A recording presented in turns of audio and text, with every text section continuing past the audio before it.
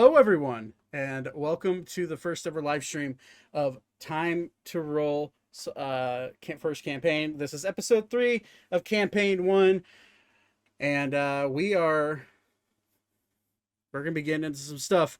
I'm being joined today by a lot of my friends, my fellow D&D nerds, and we'll be getting into some shenanigans. We are last we left off was a while ago. To us, to you guys, we took a 1 week break. Last we left off, we were heading to Caister on the our mission to go and figure out what happened to all the missing children in Caister. We're going to hop right into it. I don't have many announcements. I guess if you want to go watch, watch this over on YouTube. It's going to be uploaded tomorrow at 5:30 p.m. Eastern time. Every pre-recorded episode is going to be on Sunday, 5:30 p.m. Eastern time. But if we do stream on Sunday, it'll be uploaded on Monday. Also, you can go catch us on basically every podcasting format now. So if you want to go listen, you can do that.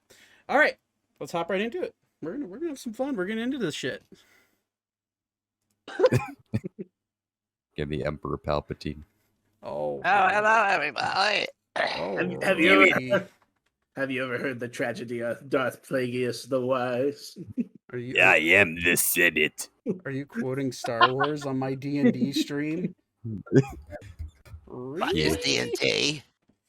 All right, guys. So, I know it's been a long-ass time for you guys and for me.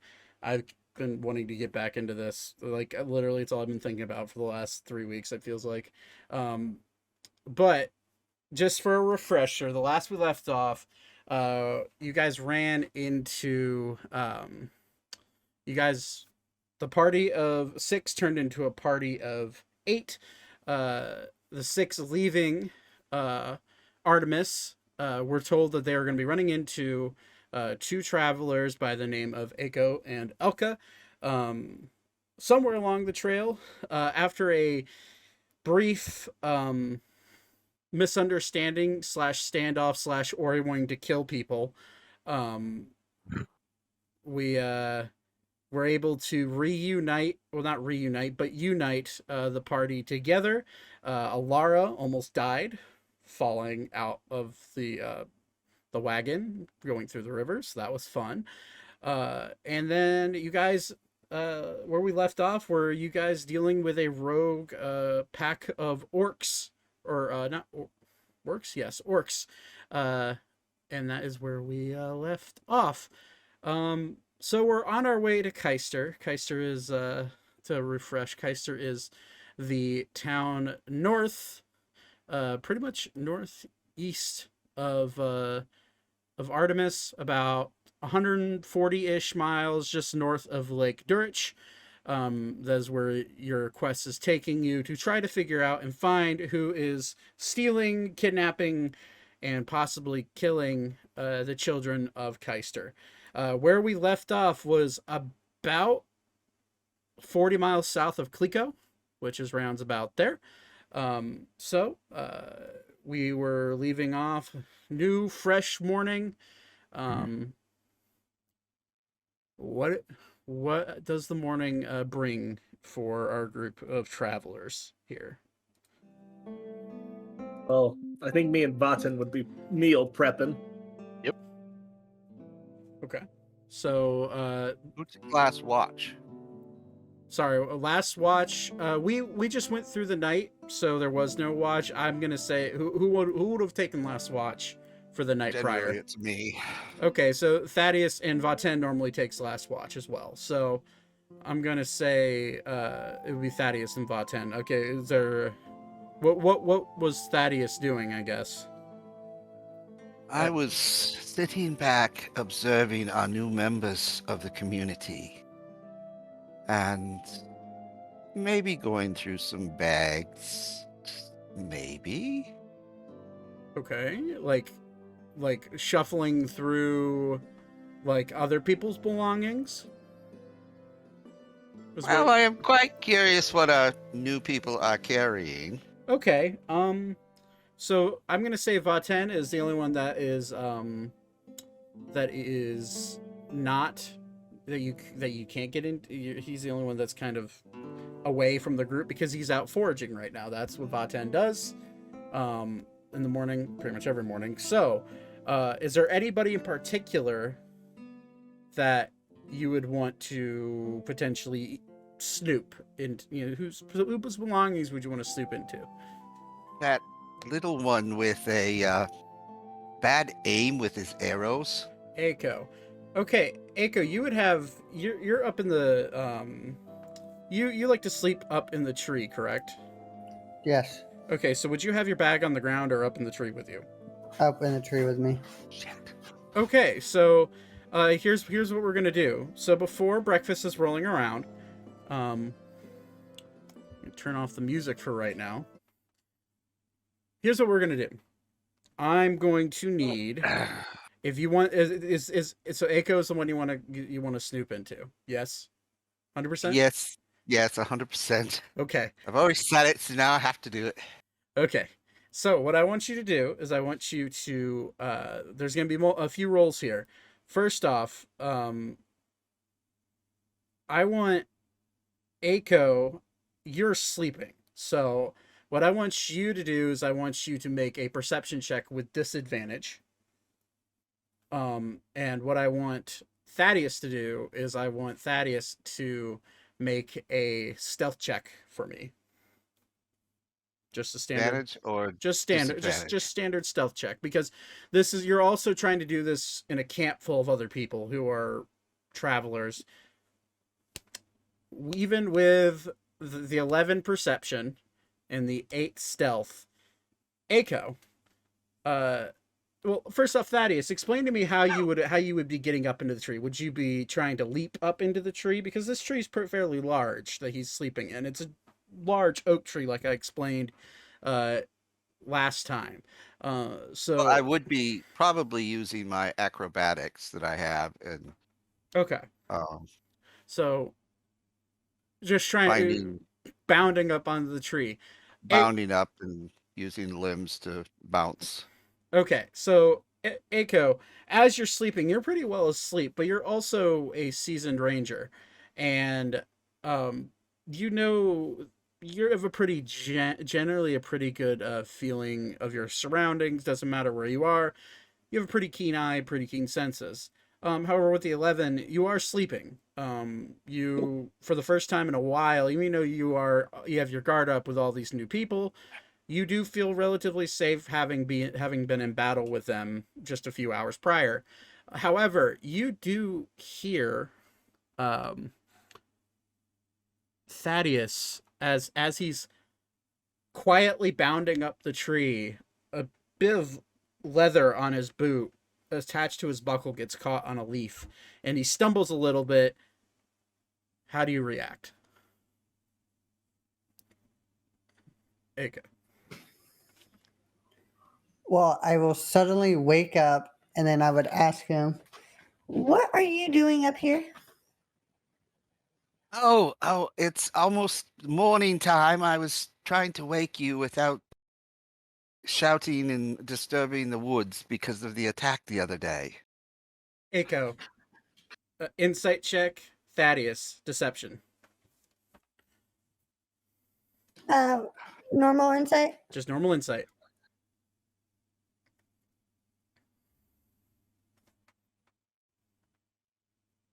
Deception. Thaddeus. 18. You're pretty aware of you're pretty aware of how sly he is, Aiko. But as of right, you're still wary of him, but you believe kind of what he's saying with that. So We're probably going to have breakfast early. I'm not sure what time you normally get up, but I just wanted to wake you before the others. Alrighty. Well, I guess I'll get up and I'll scout out the place, make sure it's all safe. And if you'd like, we could practice with our bows. Yes, I do need practice. My damn bow is a piece of crap. I didn't want to say that in front of the others. That's another reason I came up. All right. So as the morning draws away, breakfast is made. Vaten, I'm gonna say for the sake of expediency here a little bit, you go ahead and roll a nature check for me, please. 13.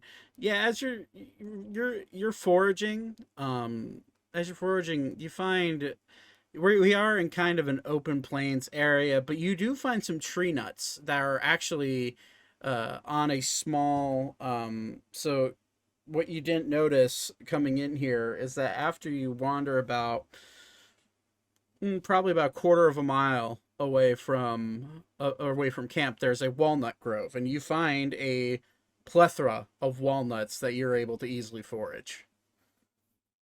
Nice. So I will go ahead and pick up a bunch of those, and I'm not sure, probably just stick it in some porridge for some breakfast and keep it simple this morning. Okay, cool. So, And I would also like to grill up or cook up a chunk of the orcish leg meat that I hacked off yesterday. all right, all right. I forgot about that part. Yep. Enough for I guess 3 portions. Because I'm assuming Ori eats more than 1 portion. And the last You one's big for me, boy. so. All right, yeah, easy enough. I don't even need you to roll for that. Orc meat is very similar to it's very similar to human meat, and anybody who knows anything about human meat is very stringy. It's very coarse, and strangely enough, orc meat kind of tastes like chicken. So you're easily able to grill that up, and to the non-discerning eye, it would probably just be hunks of chicken. That has a slight hint of red to it, but that being said, easy enough. You can hand that over to Ori whenever you feel is necessary. Yep. Just as a breakfast instead of the kind of vegetarian porridge, slap a couple of steaks down for him and hand him over and tuck into my own. Okay, easy enough. There you go. Okay. Is there anything else anybody would be doing in the morning hours before setting off? Or he's still sleeping, actually. Okay. Anybody else? Do we have any empty water jugs or anything like that in the cart? There's water skins. I believe you asked me this last time. There are water skins and there's a barrel of drinking water, but there are no jars. Okay. Unless somebody has any sort of like healing potion or vial of acid or anything that could be held in a jar in their inventory already, then we don't have any jars on us currently.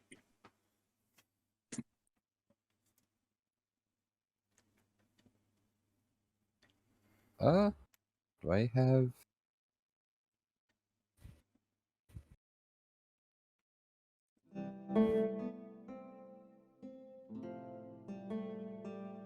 What do you need it for? I was just figuring out what I want to craft today. I have a few things. You have a minotaur horn? No, I don't just know. need like a jar would be great. Just a jar.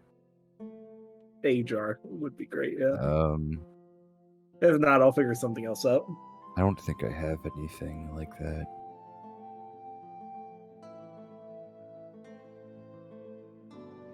Yeah, I don't think I would have anything in my cook's utensils, would I? Probably not. I mean, you may have spices, but I think those would probably come in more like a leather pouch. Yeah. Okay. So Yeah. We'll get you a jar. Don't worry. I'll pick some up when we head to town. That's fine. okay. All right. So anybody else want to do anything this morning, or are we just hitching up and on our way? I think that's good. I think we're just gonna get on our way. Okay. So I want to wake Ori up real quick. Oh yeah, we're still I'll sleeping. do it. I'll go do it. I'll go kick you awake. Just like, hey, You're gonna kick me. Yeah, kick Ori. it's time to go, old friend. Ooh. Oh, I thought I would have gotten you with the smell of the steaks and bringing those over to you. All right, now he smells it after he got There you kicked go. away. He's about to get angry, but he smells fresh orc meat being cooked. And he's a lot less angry, so he's just gonna go to that. Okay, Just start scarfing it down. okay. We do have to remember that Beep is still here. I have to keep reminding myself that because he's quiet anyways. Him not being here in general is a bit hard to remember.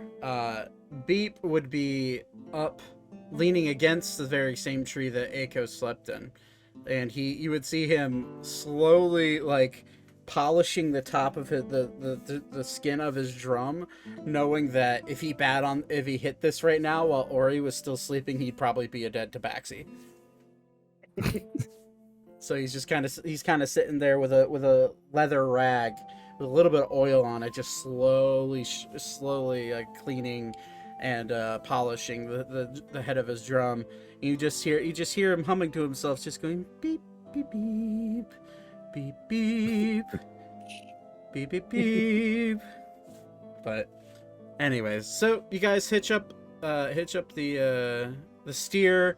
Ori, you mount your steer with Alara now resting calmly on your head, and you guys make your way down the road.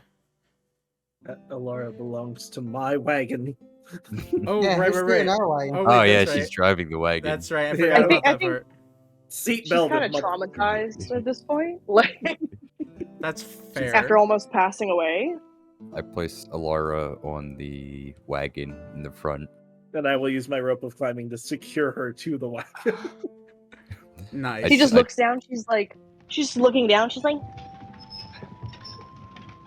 "Ow!" I grab her head and like kind of pull her up a little bit to see if it's secure. Oh my god. It's definitely secure. Everyone gets the sense that anything Zane makes is very well crafted. The chances of those failing are pretty low, being from where he is from. And just the nature of his job. His job is to be an artificer and a creator. So that Make good shit. he indeed makes good shit. So making the rope to hold her on is an easy task. So essentially, Alara has a kitty seatbelt that straps her to the cart. So Ori nods and just heads back to his steed. nice. Okay, so we're Alara's steering, you're on your steed. You guys are making your way down the trail. I would like Ori and Alara to both make animal handling checks for me, because this Okay. went great last time. I think I You got that one. see, Does. I'm on my phone to be patient. Ooh, 15. 15. Okay. How's that do? 15 is you're fine. It was a relatively low DC since you're moving at a pace that doesn't involve too much skill, I would say. Did mine work, Zach? Did it go through? No, it didn't. Do you want me to roll Okay, for you? hold on. or- I have my dice. I'm gonna actually roll because I obviously have no internet. What is it? A D20 in my modifier? A D20 or an animal handling modifier, whatever that is. Yeah. It's like a 7. We got 10, boys. 10 on the die or just 10 in general? No, 10. It's 3 on the die and 7 Oh for my boy. modifier. Okay. Yeah. All right, that's good to know. So We're not- I wouldn't think we're anywhere terrible. No. 10 is fine. The 10 is the DC I wanted you to hit for nothing terrible to happen. Oh, good. Listen, you just got to throw a little spice in the campaign every once in a while, especially with traveling, because it gets boring after a while.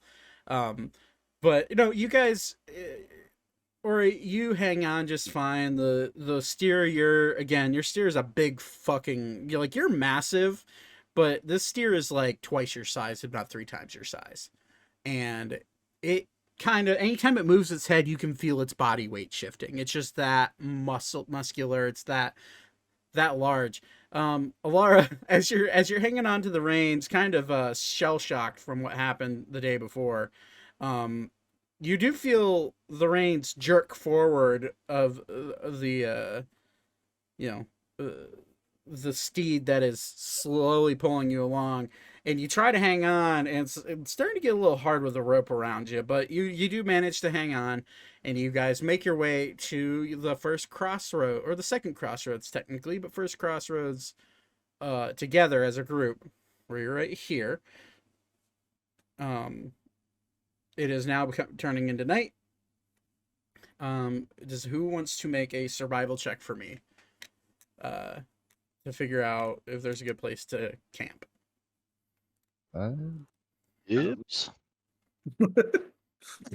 Vaten for the 15. Yeah, so as you pull up, you do see other tents all around. This very clearly is it's not necessarily a tent city, but is definitely a well-traveled crossroads. You do see probably 4 or 5 other encampments around in the general area, but behind a few of them, off into the field a little bit farther, granted, off the road, you do see a clearing with a fire pit in the middle of it, already made a camp for. Someone's already made the camp, and you're there.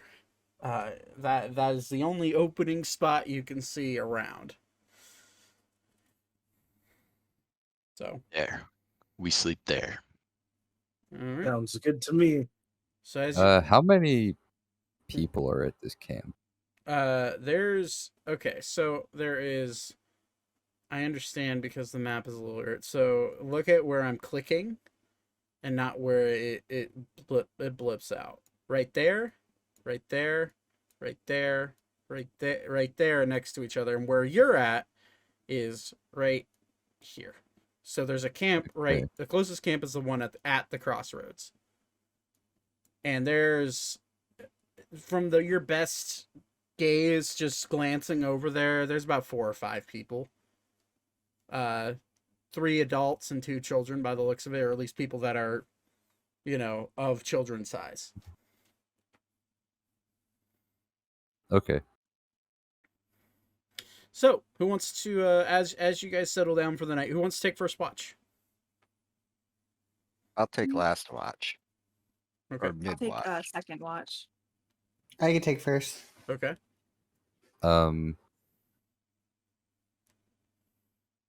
Or he's gonna take first watch too, but he's gonna wander off. Is that okay? Yeah, that's fine. You don't Before need going to bed, I'm gonna bother Elka and be like, "Can I see your backpack for a second?" Why? I'm just gonna make you something special with it. Do I have to take my stuff out? Yes. Probably for the best. Yeah. Okay. So I'm gonna start taking everything out of my bag, I guess. I'm gonna draw my smith's hammer. Okay. I'm gonna look at you really funny. Trust me, it'll be worth it. And as soon as she gets it empty, I'm just gonna strike the bag with it and make it into a bag of holding. Okay. Elka, go ahead and add to your inventory a single bag of holding. Magically, your bag, as he hits it, you don't understand what he's gonna do. You just see he makes shit, and you see him whip out this hammer and grab your leather bag, not wooden bag, but leather bag, and hits it once, and magically it just goes zoop, and like expands really, really fast, and then crashes back in on itself, and then magically it's turned into a bag of holding, and you know what a bag of holding is because from where you're at. Actually, in this world, the bag of holding originated in the land of the fairies, Arun. So you are very aware of what these are, and you do realize that he just like MacGyvered some shit and turned your backpack into a bag of holding. Who's Ah. MacGyver? Neat. You're welcome. I'd say thank you. Thanks. Anytime. I'm gonna start shoving everything back in my bag. There you go. And as you're putting stuff in your bag, it just starts disappearing into the bag. And I'm gonna start thinking about if I could fit. Like I know I can fit in the bag, but being like, no, don't do it. I wouldn't recommend And it. you being from where you're at, you would know that entering a bag of holding is very taboo because you're entering into the astral plane. So, and you know that people have tried entering the astral plane, and you know that people have not come back. Many. So, all right, so there's that. So first watch. So we have Aiko and Ori. Ori, you're choosing to not be in first watch. You're wandering about a little bit, getting a feeling for the surroundings. However, Aiko, I'm gonna go ahead and say I'm gonna say just a perception check. It's starting to get dark, but it's not dark enough, and you can make it with advantage because as you look out, torches are starting to be lit at each camp all around next to the tents, so you can see for a long ways in this area. And Ori, we'll get to you in a second because I have a strange feeling I know what you're doing. Yeah. It's got the itch. Okay. So 13. 13. You're looking around. You're starting to gauge that this is very well traveled. You don't see anything in particular. However, you do see a very tall and very heavy minotaur man walking away from camp with both of his great swords partially unsheathed on his back. If you want to intervene, you certainly can try. Nope, I'm good. Okay. Ori. Do you want to come, little man? He's, No, I'm good. I'd rather stay here and make sure this camp stays safe while you're out. Okay. Be back soon. Sounds He walks good. away. He'll grab his axe and mount it on his. He'll just hold it in his hand with his. Yeah, he'll walk away holding his axe. okay. Aiko, you do notice, like, you see him. You don't know who he is. You don't know anything about this guy. You just see him walking away with his axe. And as far as you know, now, Ori, are you walking towards the tent or are you walking away from the tents? I'm walking to the closest camp. Okay. All right. Cool. So you do notice him walking towards the other tents, but as far as you're concerned, Aiko, he may just be going over there to exchange information. You never know. All right. So Ori, I'm assuming I know what your intent is. But won't we lay this out? What is your intent for this night? He's good at kill people. Alrighty. So Let's go. mind you, it is probably around 9 o'clock at night. Mhm. So it's starting to get in. We're in the middle of summer months right now. So it's hot. The wind is blowing and it's blowing in your face. So any predator knows that the wind, if it's in your face, or any hunter knows, if the wind's in your face, no one can smell you since you're downwind from them. The grass is to you is probably about waist high. It's about 5 feet tall, 4.5 feet tall. How do you want to go about trying to sneak up to this camp? Yeah, he'll try to sneak up, I guess. All right, roll stealth check for me. Okay, have to roll disadvantage. Time out. Are you trying to get on all fours and stealth through the grass, or are you trying to crouch and just get as low as you can? This matters. I'd say he tries to go as low as he can. Okay, so like like prone crawling or just like crouch walking. I'd say prone crawling. Okay. Um you can roll normally doing Just because this, the grass. but it is going to take you longer to get there. Yeah, I mean, he wants to get there when it's. He'd rather be there when it's like night. All right, so roll stealth check. Okay, what's my stealth plus? I think it's just. Where the hell's my stealth? +2, I think. Yeah. Okay. 21. I rolled a 19. Holy shit. Okay, yeah, you're able to. It takes you a while, and you wait for darkness to come about. Make a perception check for me as you're crawling a little bit closer to the tents now. You can see the light of the campfire that they lit. Roll a perception check for me. Oh, nat 20. Okay. You hear now with a nat 20, you with your eyes, you can see there's two men sitting around the fire. One of them does have a bow laying across his lap. The other one seems to be whittling on a piece of wood. The other adult in the group, adult-looking person in the group, I don't know what just happened. Did someone just leave? Sorry, I just turned my camera off.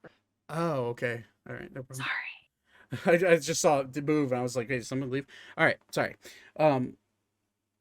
So as you make your way, there you do notice a woman. She has linens in her hands. It seems like she's starting to take them into a tent. You hear inside the tent, "Mom, I don't want to sleep under the. I don't want to sleep under the sheets. I want to sleep under the stars like Dad does."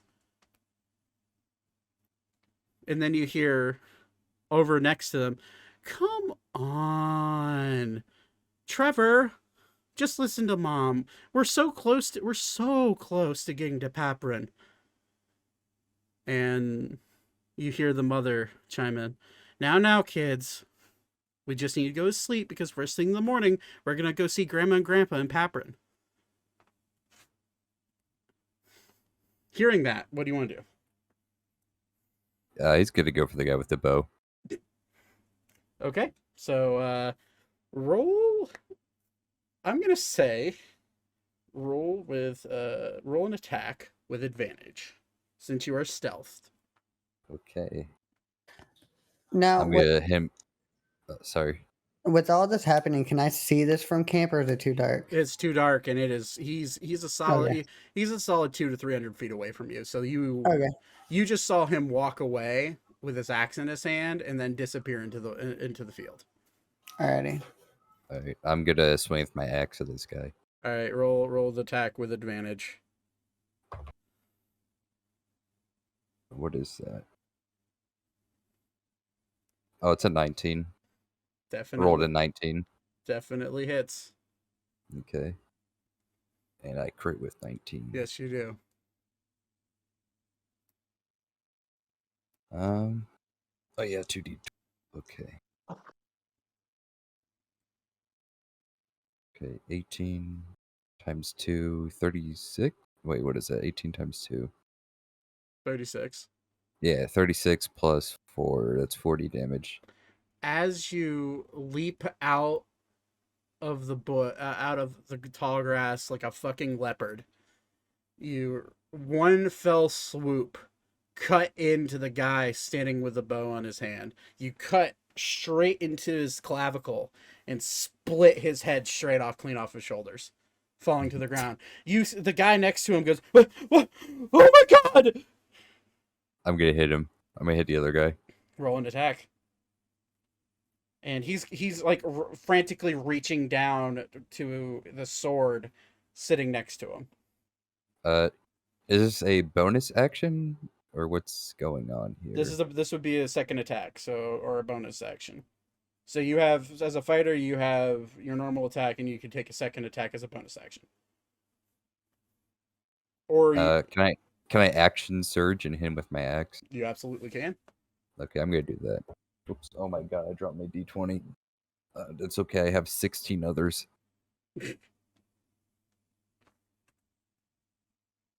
That is a 18. 18 definitely hits. Okay. And so I'm going to go ahead and roll a reaction for him to see if he can unsheath his sword. That is a 20. Go ahead. 20 damage. Oh my god. He rolled a 5 to try to unsheath his sword. So as he goes to reach down for his sword, just watching his comrade get cut, his head just severed from his body. He tries to reach down, but his blade gets caught on the stone underneath him near the fire pit. And he goes to pull up, and there's nothing there. And as that happens, you cut down into his chest, and you cut his arm off as you cut deep. His arm goes flying, and he just falls face down into the fire. As they hear this commotion and the screaming, the woman comes walking out, like running out of the tent. She's like, "Oh, what'd you do to my husband?" And then she looks over at the guy you cut whose head you cut off. My brother, no! And she just starts shaking, and she immediately rushes back into the tent and what you assume is maybe try to guard her kids. What do you want to do? He's gonna go to the tent. Okay. Real quick, would any of us hear this from where we are? This has happened in 6 seconds. Right. Well, she's screaming. She's screaming. So, would So anyone heard us, you heard would it? hear her screaming. You would not hear the two men react. So you would start at this point. The turn is over. It's now her turn. And she is going to go in. She's like, "All right, kids. All right." And she immediately starts to lift the flap of the tent, on the back flap of the tent to try to let her kids. She's like, go to the nearest camp and get help. We're being attacked by a lunatic. And you just see the Trevor, the kid, that wanted to sleep under the stairs. What happened? Where's Dad? Where's Uncle Jeremy? And the mom's just, "It's okay. They're fine. Just please listen to me and go." As this is happening, she's that's basically her turn. Ori, it's now your turn. What do you want to do? Can I throw a burning piece of wood at the tent that's in the fire? Yeah, you certainly can. I'm gonna do that. Okay, so you reach down and grab a piece of wood.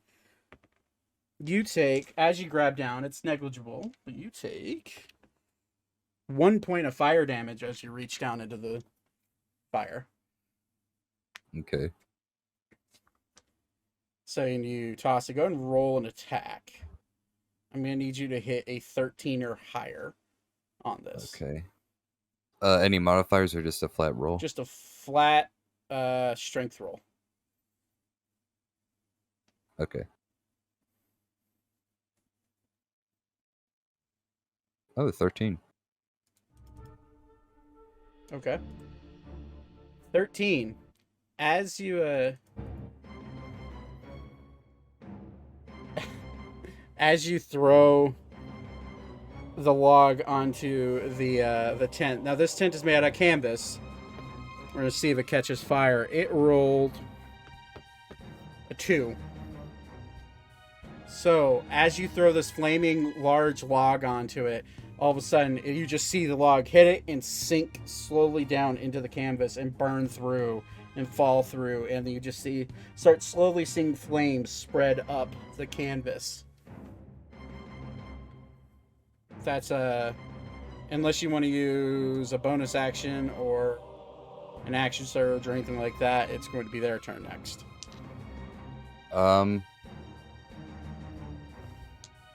Oops.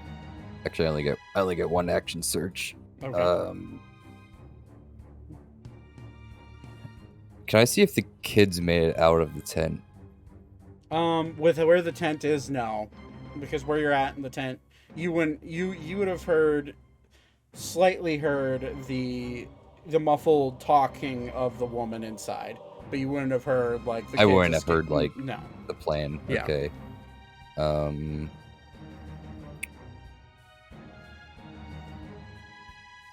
gonna wait and see if anyone comes out. Okay, so it's their turn. So she's like, "Okay, kids, go to the closest camp," and she points.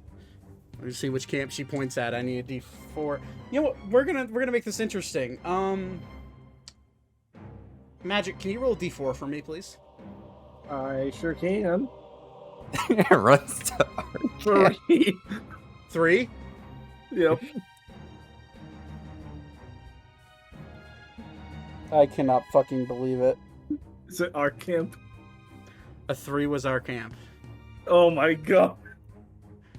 I gotta get him.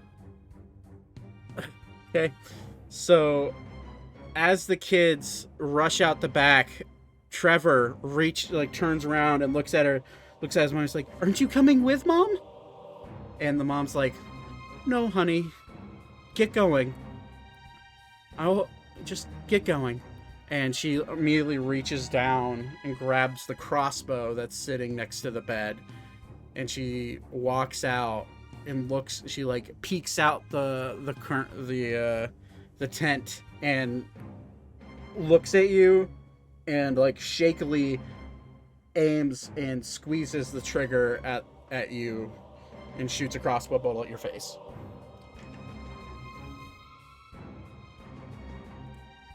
We're gonna see if she hits. We're gonna roll in. So it would be a +2 to hit. What is your AC, Rory? 17. That's an 18 to hit. So she That hits. and she shoots the crossbow bolt at you. And that's that is a okay. You take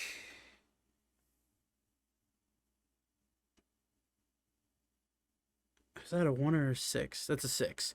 Okay, you take 7 points of piercing damage, and it hits you basically right underneath your neck, or right underneath your chin. It hits you right there, and you have a crossbow bolt dangling in your gullet right now. Okay. You feel that. She's then going to she's going to use the rest of her movement to go towards the exit of where her kids not the exit where her kids escape, but the side flap of the tent, so she can try to escape that way. And this is but yeah. All right, so now it's your turn. Having been hit by a crossbow bolt from the tent. The tent So is slowly she starting exiting? She's She's- standing inside the tent next to the side exit. You do not know where she is, though. Although you do start seeing the tent start to slowly burn up the canvas. Canvas doesn't catch fire very easily because it's a well-treated leather. However, once it starts on fire, it's like a candle because it has oil inside of it. So it's slowly starting to burn up and fold over itself as it's slowly burning. Do I see the kids anywhere? And where you're standing next to the fire pit, no, you don't. Okay. As of right now, you don't see anybody other than the two men you've already killed. You do know that there's at least 3 people left alive. You do not know where any of them are. You assume all 3 of them are still in the tent. All right, can I make a attack action on the tent to attempt to knock it down? Absolutely. Okay.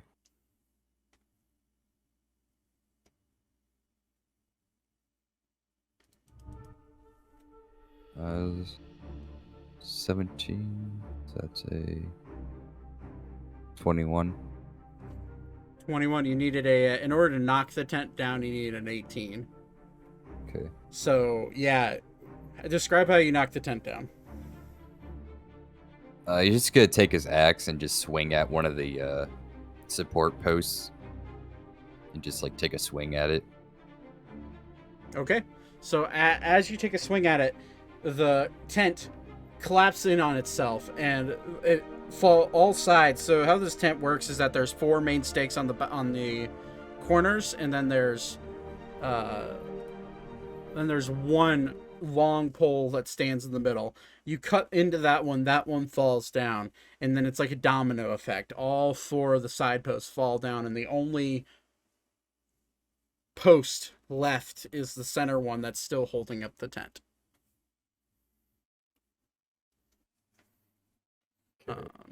I do believe that is your turn, yes? So the tent layout, is it one tent and like another part of the tent? It is a tent. It's a square canvas tent with a single stake in the middle that's about 30 feet high. So 30 feet is like the top of the top, like the top of the middle of the tent. And then on the sides, each side stake is about 6 feet tall.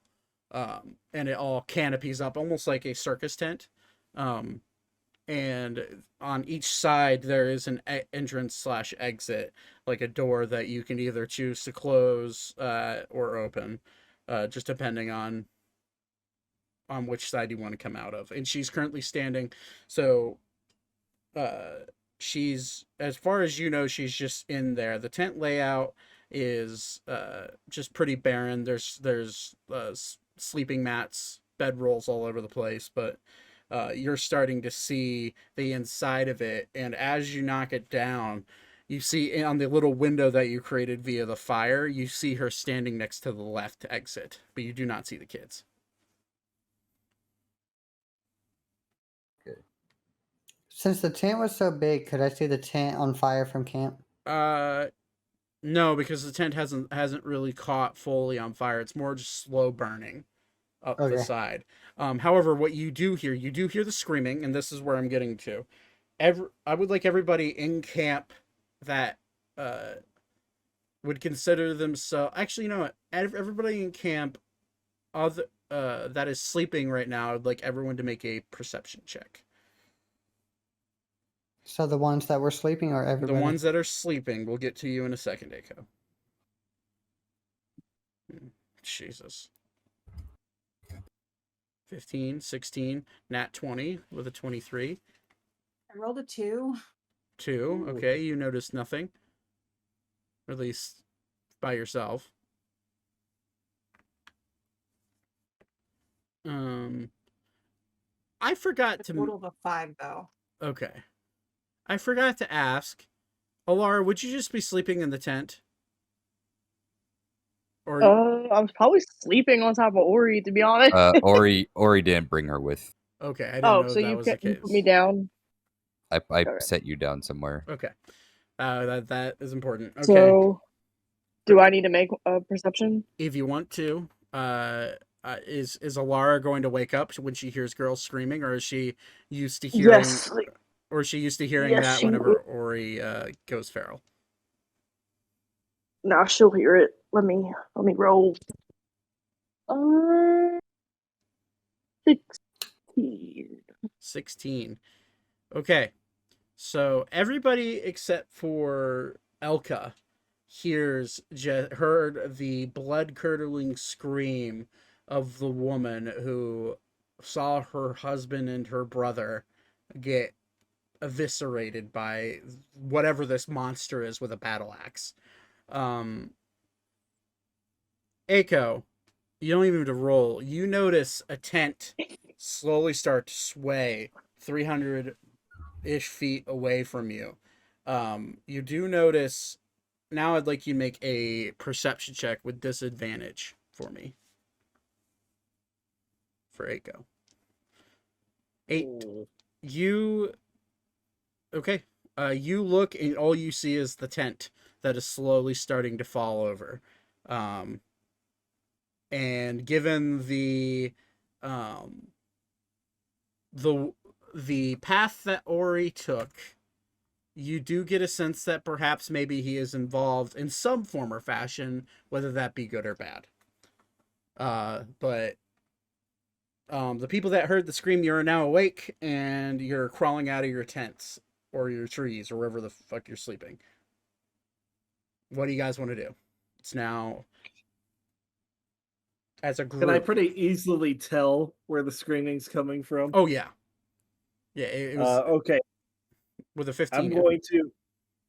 I'm going to, after hearing the screams and knowing it's a decent distance away, I'm going to swap to my infiltrator armor configuration. Okay. Explain what that looks like. So effectively, my Thunder Gauntlets essentially just both change to have like a gem-like node on the like backside of my fist. Okay. To where I can now launch lightning from them, and I can move faster, and I have like no disadvantage on stealth. Okay. So I can now move 5 more feet per moment, and I'm just gonna take off dead sprint. Oh, towards that camp. Shit. So I forgot to roll for Beep. He just rolled in that 20. So Beep does not like sleeping in the tent every once in a while. In fact, where Beep is going into first watch is he's in the cart, kind of lounging back. He hears the scream, and he was just awake enough to watch Ori walk away. And so you see Zane morph this armor onto his body, and then like a fucking cheetah, you see Beep bounce out of the front of the cart and go bounding on all fours across the field towards the ruckus. And by the way, Zach, so you know, my lightning launchers have a normal range of 90 feet and a long range of 300 feet. Cool. Good to know. What is everybody else doing? Thaddeus was in the cart. Elka is sleeping. Normally sleep. Yeah. And Thaddeus is, of course, Phil hears the scream very well in the direction. And I basically grab my bow, my rapier, and start heading in that direction. I am not, however, sprinting. I am stealthing along the edge. Okay.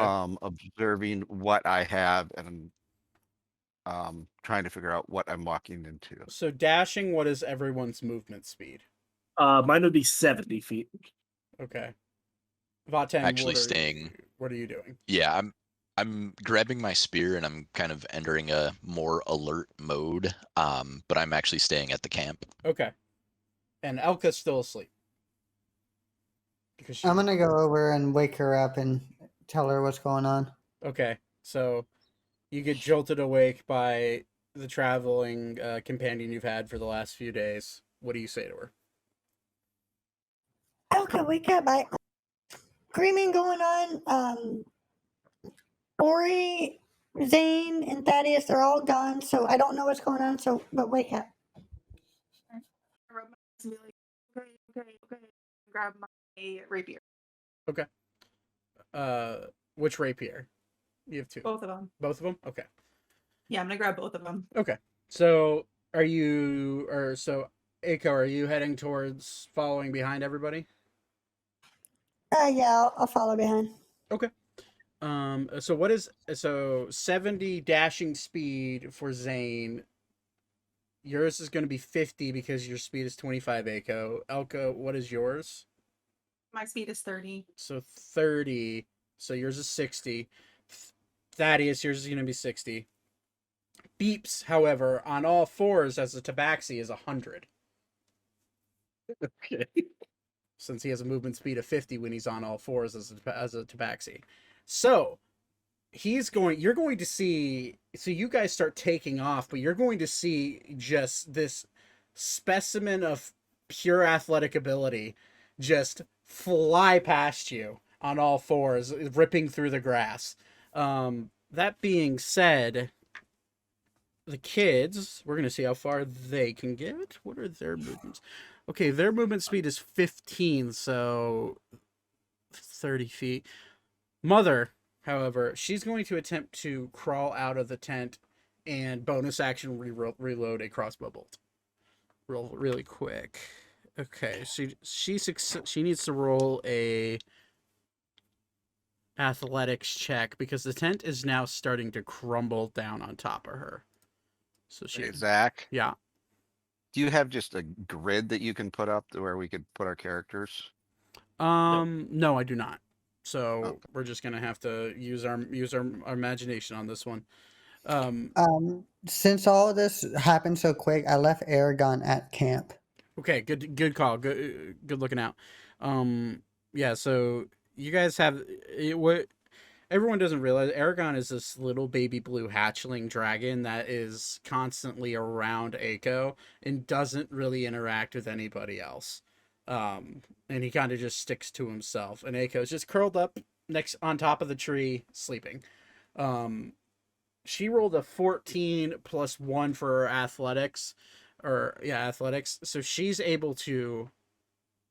Ori, you see her move out of the tent and rush towards the back of their cart. Since her movement speed's 30.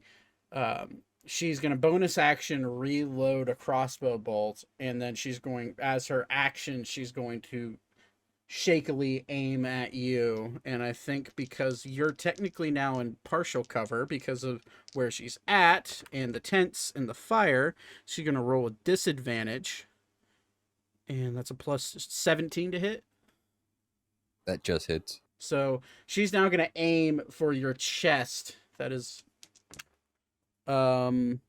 wow. I just rolled really fucking good.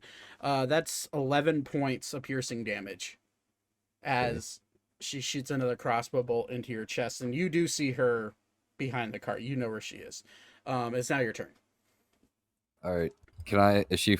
How far away is she from me? For the sake because I don't have a battle map, she's about 50-ish feet from you. Okay. She's within range if you want to try to throw something. I have a hand axe. You could throw Did- that. Any of the other camps see what's going on? That's a good question. There's 3 other camps. Let's see if they noticed. 14, 16, and a 5. So the one farthest away, round about there, which is about half a mile from the closest one. These two that are close to each other. Well, this one and this one. These two notice the commotion. The one farthest away does not, and we're gonna wait to see what they do. However, okay, Ori, you do see her. She is in with the cart, so kneel down beneath the cart. She is in full coverage from where you are at. Oh, she's in full coverage. She's in All full right. coverage. She's ducking behind the wagon wheel and the wagon is in between you and her.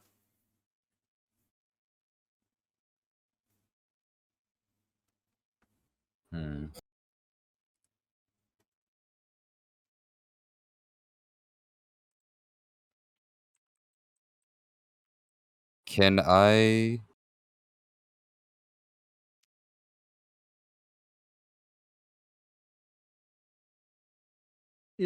Sorry, she's in 3/4 cover. Oh, okay. Well, I'm So- going. Can I bonus or not bonus? Can I just use my action to dash to her, then make a bonus action to attack? I think you need to make an attack first before you can make a bonus action attack.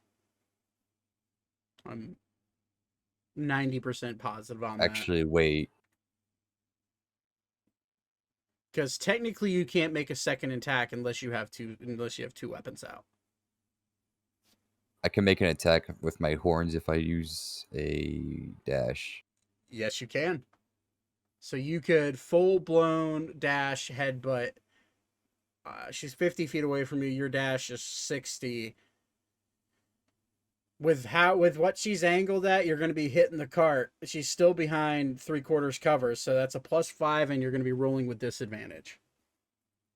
Actually, I'm just gonna play it safe. I'm going to. Can I use my action to dash? Then I'm gonna use my bonus action to second wind. Okay, yeah, you totally can. So What's second wind? uh, How much?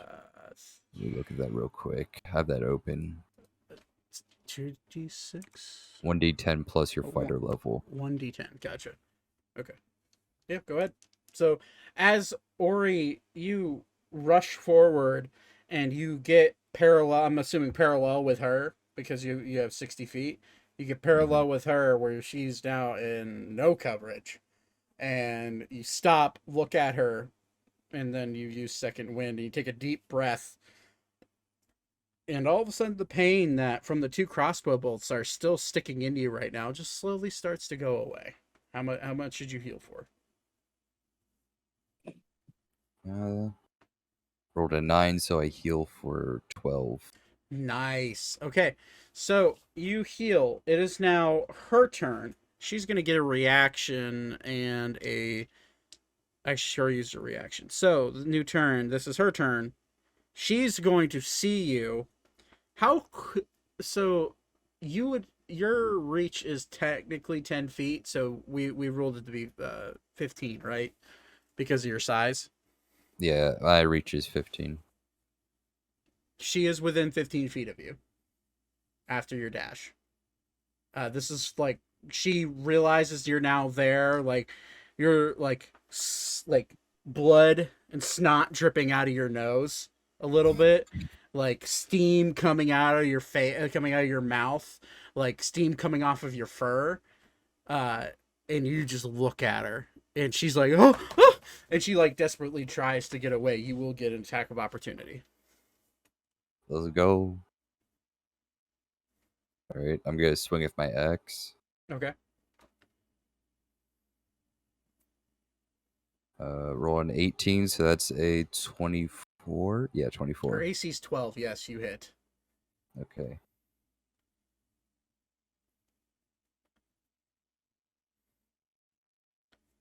Yeah, 18 plus 4. Yeah, 22 damage. Explain how you cut down the mother of the 2 children you saw and heard.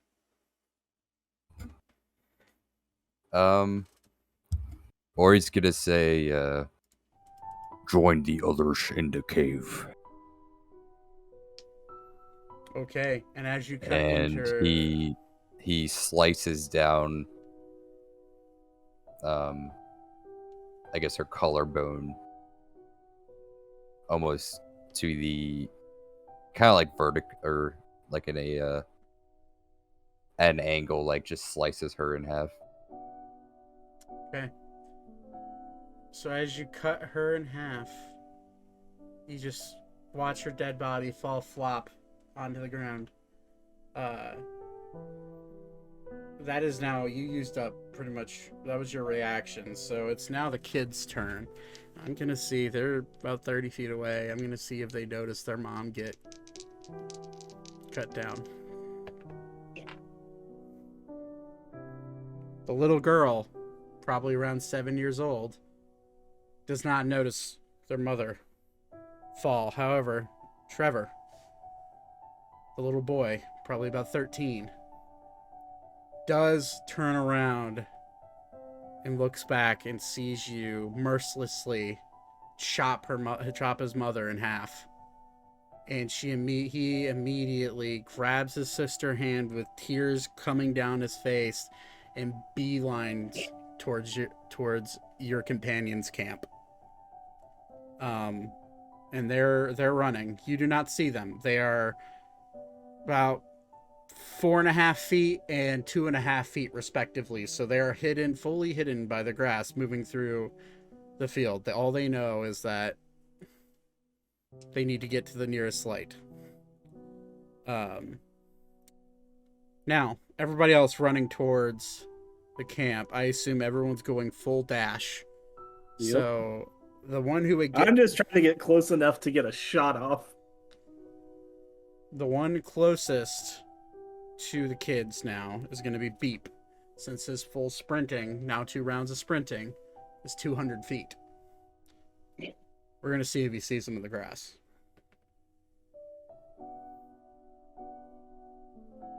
He rolled a 6 plus... Wow, his perception's insane. It's a 12. As he's running full speed, he like pops up on his feet, looks around, and he does see tiny bodies moving through the grass. Beep is going to... That's his full movement. He is going to attempt to send a message to whatever creature is in the grass. And all Trevor is going to hear in his head is beep, beep, beep, beep, beep, beep, beep, beep, beep, beep. And you just hear, like, Trevor just shakes it off and continues running through the grass. Now you got so Zane would have 70 feet, so it'd be 140. You could try making a perception check, Zane, with disadvantage if you wanted to. Try to disadvantage. I mean, I'll look. That's a nat 1. No, you do not see the cat. You do not see Beep. You do not see the kids. It is pitch black out. Could I see whatever's happening at the camp yet? So how this works, so the camp is on a platform, and then it goes down a hill into the field. You could look up, you could see that the tent has now fallen down, and you can just very barely see the silhouette from the fire of a tall minotaur man with an axe in his hand. Shoot. Go for it. Roll long range. Roll with I have a range of 300. Roll with disadvantage.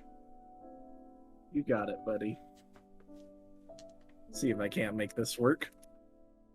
16. 17. You're just trying to shoot Ori? Yeah, because I can't see who it is from this far away, but I can at least hit it. 17's your AC, right, Ori? Yeah, it misses. Miss. You see, just landing short of you, Ori. It's like, well, Zane, you describe the attack. Is it just like a lightning bolt, or is it? So you're gonna kind of see me stick out my hand, Iron Man style, like fist forward, and a lightning bolt's just gonna launch out of it towards him. Iron Man. Okay. Cool. Awesome. Yeah. So you see this bolt of energy just land short right in front of you, Ori. Ori's gonna. How far away is he again? I probably can't. I'm pretty far away. You're really far He's away. about 160 feet away from you right now. Ori's gonna look like where it came from, and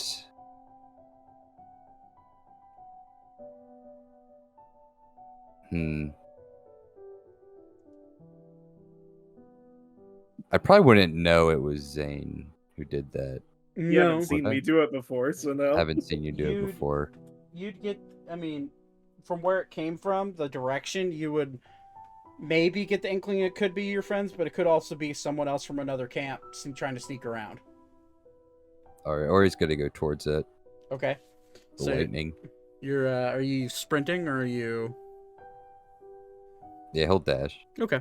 So you're dashing towards the lightning bolt, so that gets you 60 feet. Okay, so unless you really don't have an action or anything you could do right now, so it's going to skip to the kids' turn. We're gonna see, they need to make acrobatics checks running through all this grass. The sister, that is a 6 with no modifier. The sister trips and falls in the grass and makes a very audible cry in the field. Trevor, however, rolled a 13 plus 1, so it's a 14. He has his sister firmly clutched in his own, dragging her through. She trips on a stalk of grass and falls face first down. And what Trevor's going to do is he's going to flip around like the good big brother he is, and knowing that his parents are probably both dead. Sorry, his uncle is probably dead. Is going to whip around, grab his sister, and pick her up, and say, "Come on, Yen, we got this." And he's going to full try to sprint with her, and he needs to make a strength check. He rolled a 14, so yeah, he's able to do that pretty easily, and picks up his sister, and now his sister is in his arms. However, I'm gonna have Beep roll a perception check with advantage because of the cry that she made. That is a natural 19, so that is a 25 on the perception for Beep, and Beep's gonna immediately hear that and like this is now his turn. He's gonna turn tail and run straight for where the noise is, and he's gonna run up to two children with his brother, the older brother carrying the younger sister, and he's going to just like walk up and like peek his head through the grass.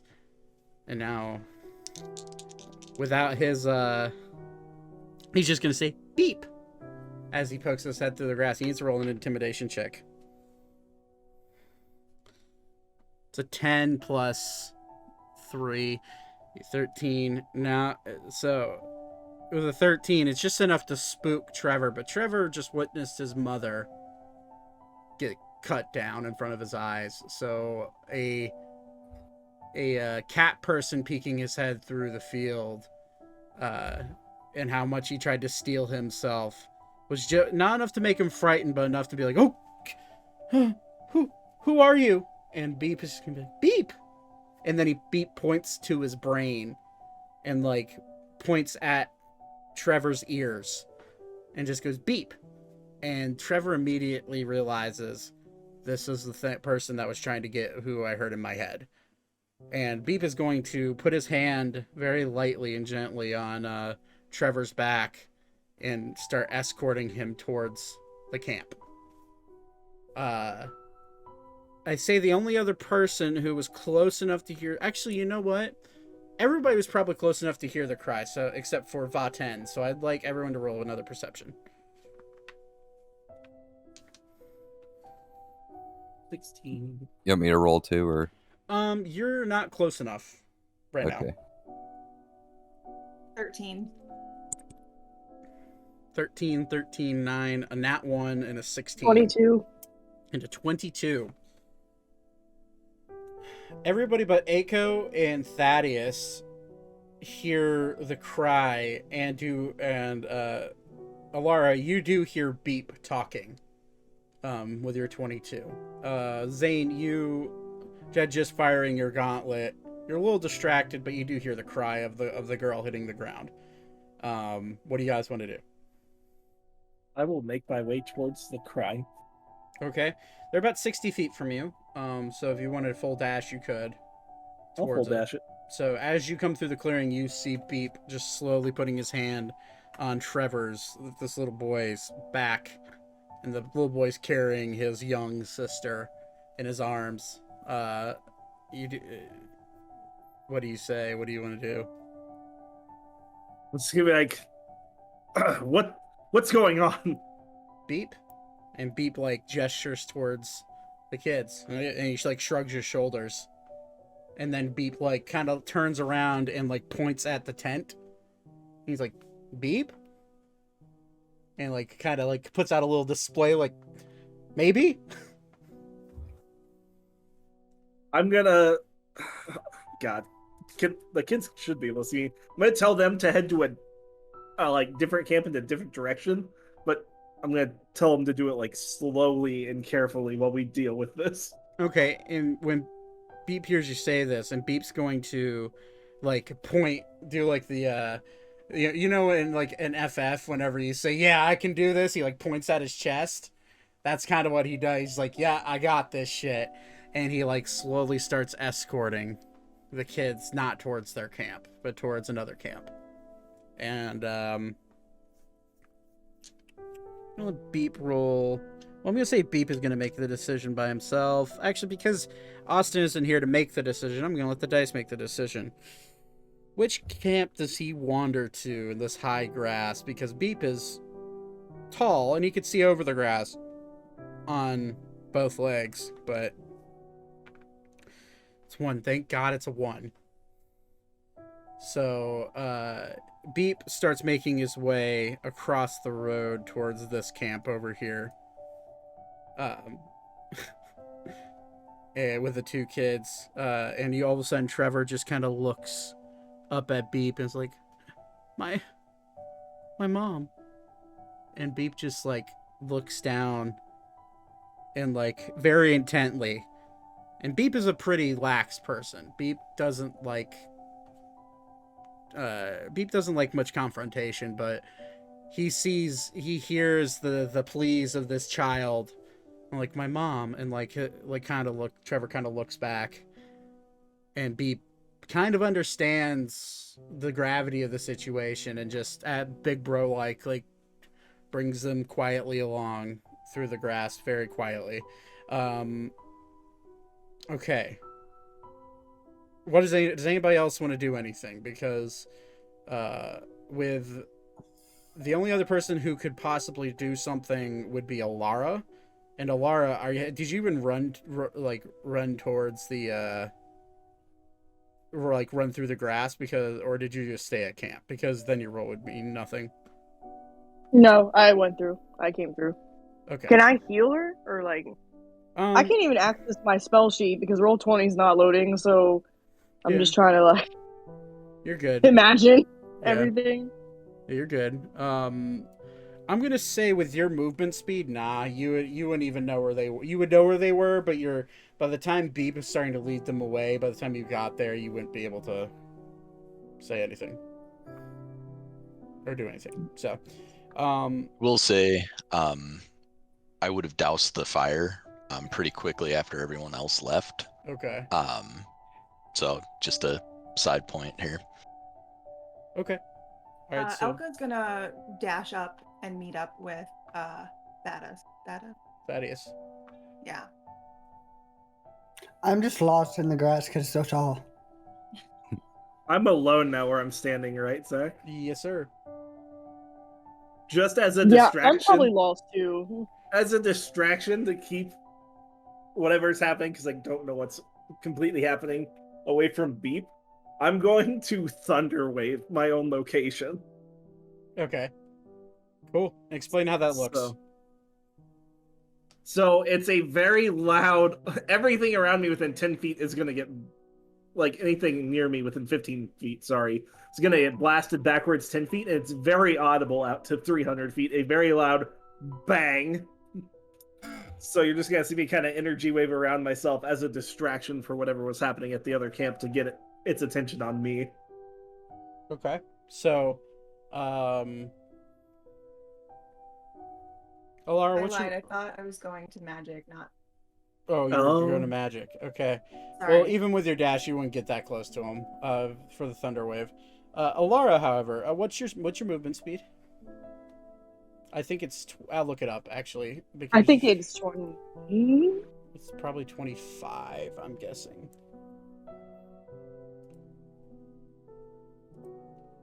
Yeah, your movement speed's 30. So. Oh, okay. Alara, you feel magnetic energy rippling through the air. You're just running up onto where you heard the voice. I'd like you to make a Constitution saving throw, please.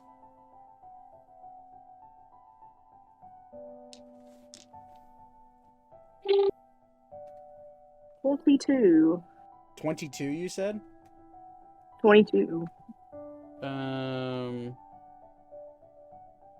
Creature takes half as much damage as an is pushed. All right, go ahead and roll your damage for that, Zane. 2d8. There you go. You take 7. Can you just roll it for me? You take 7 points of lightning damage as you feel this crackling of energy rip out in the general area, and I would say this spell would burn all of the grass around you in a 15-foot sphere, and all of a sudden, almost like when you use like an ion cannon in water, and all the fish float up.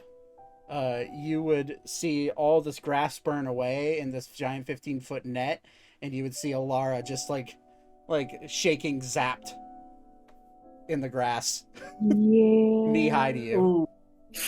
Ooh, I'm. She's not so even s- knee high. Like, no. I'm Shin high.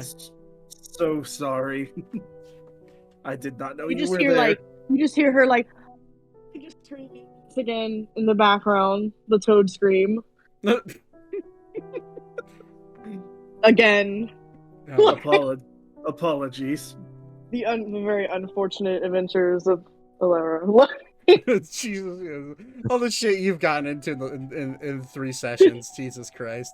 And I'm still alive. Like, Yeah, so I'm gonna say, for the sake of this, Alara, you can go ahead and have a turn if you want to heal yourself, if you want to,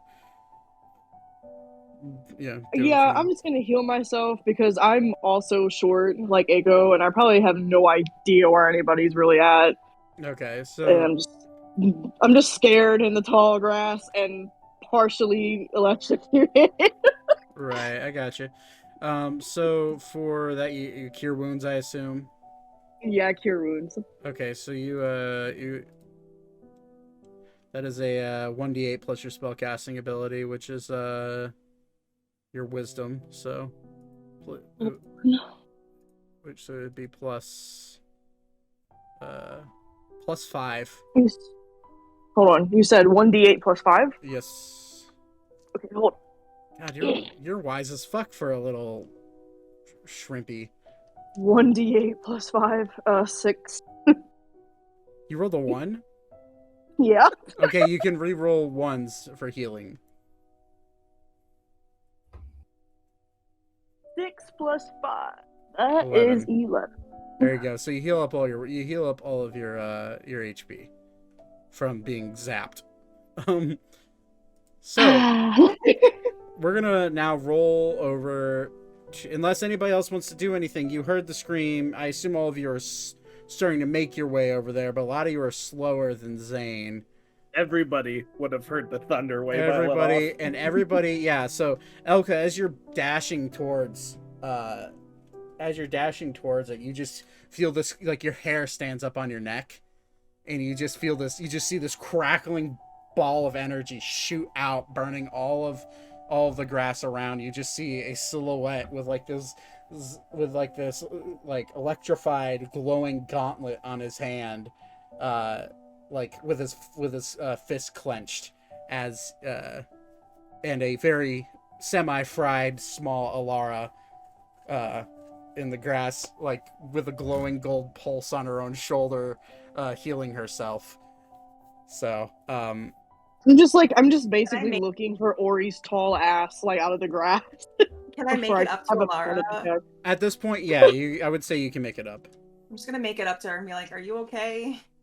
She just, like, holds her hands out, like, please, someone pick me up. Like, I will just, pick her up on my 3 foot, Ma'am? 3 foot 5 inch frame and stick her on my shoulders. All Or at right. least a little bit taller. I'm just holding on for dear life, like, at this point, almost on the verge of tears. And I'm just like, where's Ori? All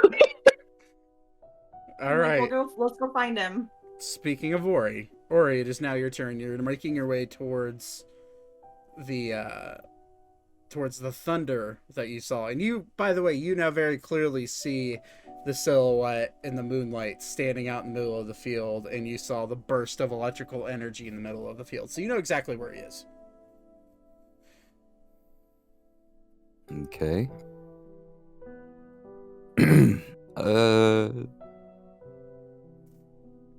I assume I have blood on me. Absolutely. You've just cut down three grown adults. Is there any water nearby? Make a nature check. Okay. What is my nature at? Because we never get to use nature checks. Give it up for nature. Where the heck is... Okay, it's 1, I think. Let's go off of intelligence. Let me grab Beep's character sheet again. So it is 1, okay. Rolled a 19, so that's a unnatural 20. Okay. So you look around and you don't... You do hear water with your really good animal instincts hearing. You do hear water miles away. And actually, in the open field, you do know that probably there are a few streams coming off of the river you crossed, coming into the land. But near you, you do not see any water. I'd probably go to the streams, little trickles of water. You mean? We're talking it's like very light trickles of water that have extended themselves, like branches that have extended themselves probably about a mile away across the road from where you're at into the field. There are none that are in this general area where you guys have set up, though. Okay. So you would see with a 20 nature check, and with how long you've been out on the road, you know that finding water is important, and you kind of gotten good at finding running water, or flowing water. So you do know, and you've guessed that there was probably streams closer to the river, but none that are within a mile of you. It would take you a long time to get to them. Would the small trickles of water be enough to clean myself off, or is that not nearly enough? With the trickles of water, so where you're at, let me reiterate, you're nowhere near the stream, so you can hear them because of how quiet it is now. You can hear the slight sound of rushing water, but they aren't close to you. You would have to walk a good ways to get to them. Okay. Ori's probably just gonna walk towards the was it Thunder Wave? Yeah. Yeah, he'll walk towards that. It was very audible. It was a loud boom. Yeah. It was a loud crackling boom. He probably saw it too, right? Is that what you said? absolutely saw it, yeah. Okay, he'll walk towards it, or he'll probably run towards that. Everybody within a 300-foot radius probably saw and heard this spell. Yeah. How far away am I from that? About 150 feet. Jesus. Actually, no, sorry, you had a turn of movement, so 90 feet. Yeah. Yeah, he'll dash that way. Okay. So Has the other camps started to react? no, none of the camps have started to have really even moving. Aiko, with you being in the woods as much as you have and on the road as much as you had, you know that people who travel these roads tend to kind of stick to themselves. If they hear trouble, they tend to mind their own business, because generally when there's trouble for travelers, it means death. And you get the sense that the only people who are even rushing towards this sound are you guys. So, however, everyone's now close enough with a minotaur rushing through the field. I would like everybody who's in the field to make a perception check. I'm going to say Alara, make it with disadvantage, and Elka and Aiko make it with disadvantage, because you are below... Actually, no. Elka, make it with normal. Elka and Alara make it with normal. Aiko, you're still in the tall grass. Yeah, I'm still lost. I was gonna say she's. What did you say? What are we making? Perception. Perception. Okay. Normal perception. Aiko, I need you to make it with disadvantage. 17. 11. 7. Yeah. 14 for Thaddeus, 19 for Zane. Beep is now with the kids crossing the road very quietly towards the other camps. So he wouldn't even bother.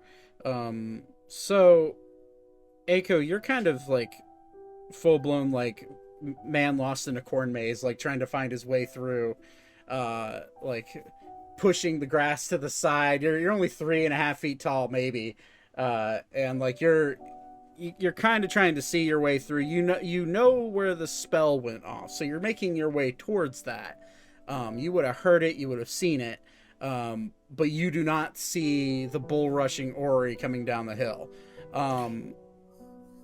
Zane, you very clearly see like the grass parting like the Red Sea as this massive form just starts trudging his way through, dashing through the field. Can I tell it's Ori or not? With a 19, yeah, you totally can. Thaddeus, you do not see Ori, but you now see Zane, who is probably about 30 feet from you. And it's up to you if you want to start making your way towards him. I'm sorry, Elka, what did you roll? 17. 17, Elka, you also very clearly see Ori. Walk, Can I like rushing his way through. tell it? I'm gonna like tell Alara that I think that's Ori. Like, yeah, and Alara with He your just like cries. Like, yeah, and Alara with your 11, you do not see Ori, but with Alka pointing it out, you now realize that's probably Ori. So we're gonna all come around to Ori. It's your turn again. Can he see anyone?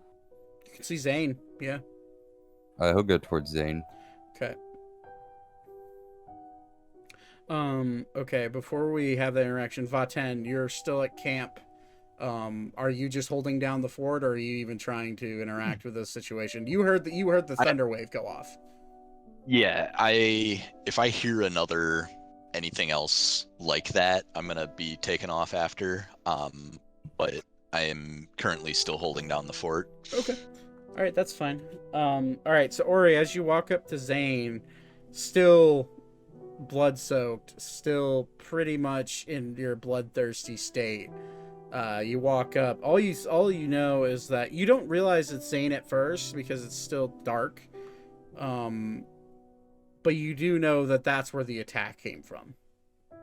And you do know that's where the thunder wave came from. So what do you want to do? I don't realize it's Zane at first. At first, no, you don't. Because it is still dark out. You can make a perception check to see if it is him, though. You know someone is there. If you want to make a perception check, I'm going to say normal because you are getting closer. Yeah, I'd like to make a perception. Okay, go for it.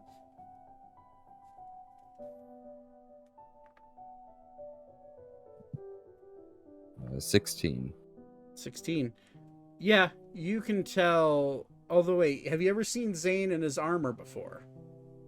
No. Yeah. Well, not like that armor, but like I know he has. He does. I have armor that looks like this. I mean, really, the only thing that changed on my armor would have been my gauntlets. Okay, so yeah, you do recognize that is Zane, who had shot the electricity and the lightning out and made all this noise. All right. Are your horns sticking out? Oh yeah, they're like covered in metal, but like. Yeah. Oh, I would have known it was you then, because. All right, he'll walk up to Zane then. Okay. What the goddamn hell is happening over there? Was that you? What's that mean? What? That loud noise? Yes. Oh. I was trying to distract whatever was happening at the other camp my way. He'll like look over at the other camp. He'll look back at Zane. Well, it worked. He'll walk away back to camp. What? Okay, you just see Ori lumbering back to camp. Ori, you do pass Alara, who is now sitting on Elka's shoulders. And you have to remember, Alara is like crying. all the time. Oh. And like Ori will pick her up with both of his hands, like gently. Yeah. What's wrong? She just like cries. That's it. Oh. She looks a little crispy too. I'm gonna look up at Ori and be like, I think that's the lightning scared her. And her. Oh. No, Zane. She's just like, I'll tell him to apologize later. Okay. Let's get some rest. I'm gonna proceed to the other camp. The one that Ori just came from? Yeah. Okay. So Zach, yeah. can you hear me now? Yeah. Okay. Evidently, I had my mic up and I was talking and you weren't responding. So I had kind of said when I started that I was going to kind of stick next to the grass, in the grass, but next to the road, Mm-hmm. working my way up towards that camp. Yeah. Would I have seen Beep and the kids? You absolutely would have. Okay. Beep wasn't trying to stealth. He was trying to just slowly walk, stay as down, not down low, but as just on the down low as possible with these kids, realizing kind of what happened, not knowing what actually happened to their parents, but knowing that they are distressed and they need help that you guys probably can't provide. I'm going to kind of go into somewhat of a jog now to try to catch up to Beep. Okay, that's fine. So easy enough. You catch up, and Beep immediately turns around. You see the claws from his hands extend out like Wolverine, and immediately turn around to swing. Not swing, but like threaten. And then he looks at you, Beep, and you just slowly see his claws slowly start to retract back into his paws, and then he just kind of gestures at the kids. And he's like, Beep. Beep, beep, beep, beep, and he like kind of like points in the general direction of the camps as to where he's heading. Hold on. Don't take them there. Beep. Children, what happened? You see Yennefer, the little girl. She's now fallen asleep in her brother's arms. Trevor looks at you and he's like, a monster with an axe. They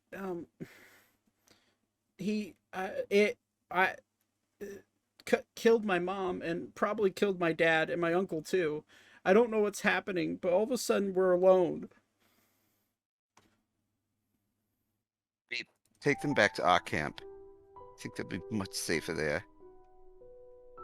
We don't know. Roll a persuasion check for me, please.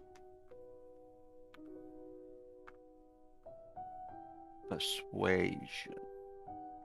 They're going to be countering persuasion checks. You rolled a 19. His persuasion is also a 19.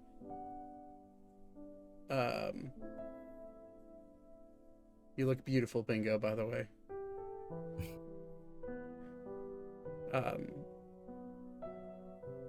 But sorry, I gotta go remote, but I don't want to mess up your overlay there, so I'm leaving the appreciate it. Leaving the camera on. Appreciate it. With a 19, you guys roll again. Roll another persuasion. Rollies. There's 12. Beep. Beep, like, very strongly like, looks at you.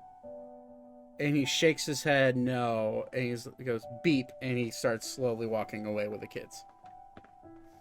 I'm going to proceed to their camp, where they came from. Okay. So, you're rolling up a little late. I would say, Eiko, at this point, as Zane is walking away towards the camp, you show up in the clearing that he blasted with a thunder wave. I'm gonna say, Elka, you are now left without Alara. Alara and Ori are heading back to your guys' camp. Vaten, you're still at the camp. Beep is wandering away. Thaddeus, you're heading towards the kids' camp. Eiko, you do catch Zane walking away. Eiko, did you guys want to follow Zane? Yeah, I'll just follow Zane. I was gonna go back with Ori and Alara because, like, my big sister instincts are kicking in with Alara. Oh, okay. She's like, "Oh no, small being must help." A small bean. Bean. Okay. Since the grass is so tall, I'm gonna run and jump on Zane's back. Okay. I'm I'll gonna just take it. Okay, I was about to say. So he sees it, you easy enough. You run up, and you're just kind of like piggyback riding on Zane. Or if you want to sit like a parrot, you can too, I guess. Zane isn't that tall. He's only about 6 foot, 6'1", so it's not like you're sitting on Ori's shoulders. But you could probably piggyback ride, I'd say. Yeah. So, you guys make your way to towards the camp, and you guys get there slightly before Thaddeus. What you see in the direction that Ori came from is blood everywhere. Blood sprayed across the wagon that now has axe marks in it. You see a tent that is now fully on fire, with the wooden beams now catching on fire. You see a cut in half corpse of a woman shielding herself from a blow, and blood spray all over. You look past that and you see a man relieved of his head, and another man with his arm cut off and a giant gash across his chest.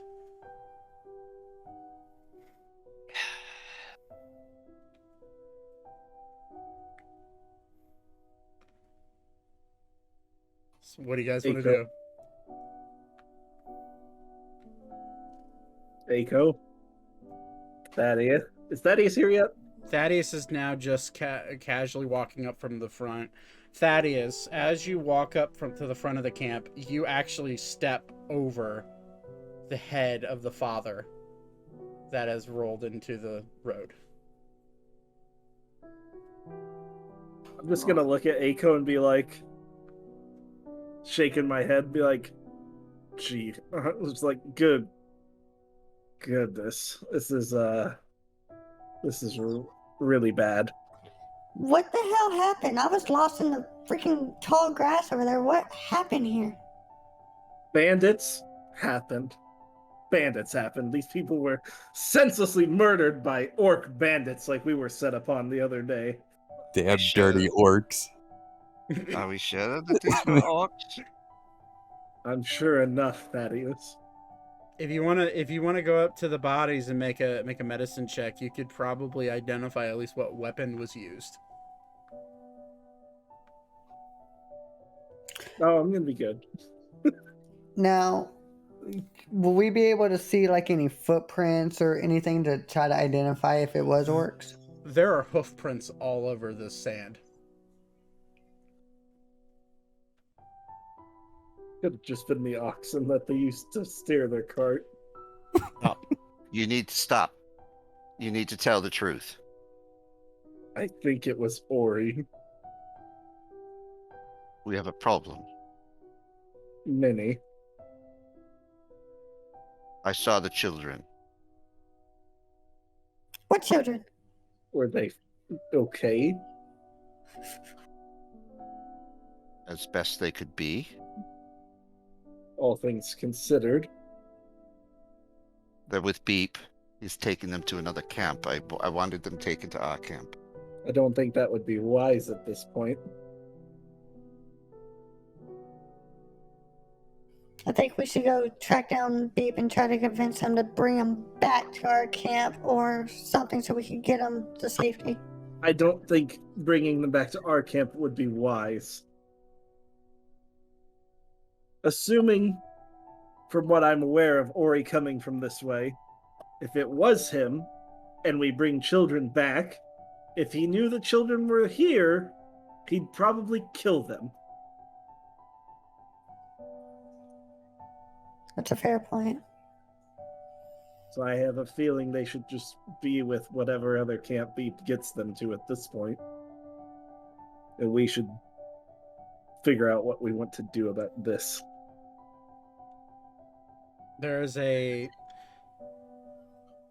This site is, I wouldn't say regular on these roads. But Aiko, you would know, traveling in this country, knowing of the gruesomeness of some of the creatures and some of the orc bandits and some of the just general people on these roads, this isn't the first time you've came across a bloodbath like this. And you are aware, and I actually would like for you to make a wisdom saving throw for me, please. With fire and blood all around. You rolled a 19. What this does remind you of is when the orcs attacked your village when you were a child. And you do know that orcs would be willing to go this far and be this brutal. However, the anecdotal evidence points to another direction. However, this does remind you of the brutality of the known orc tribe in this area.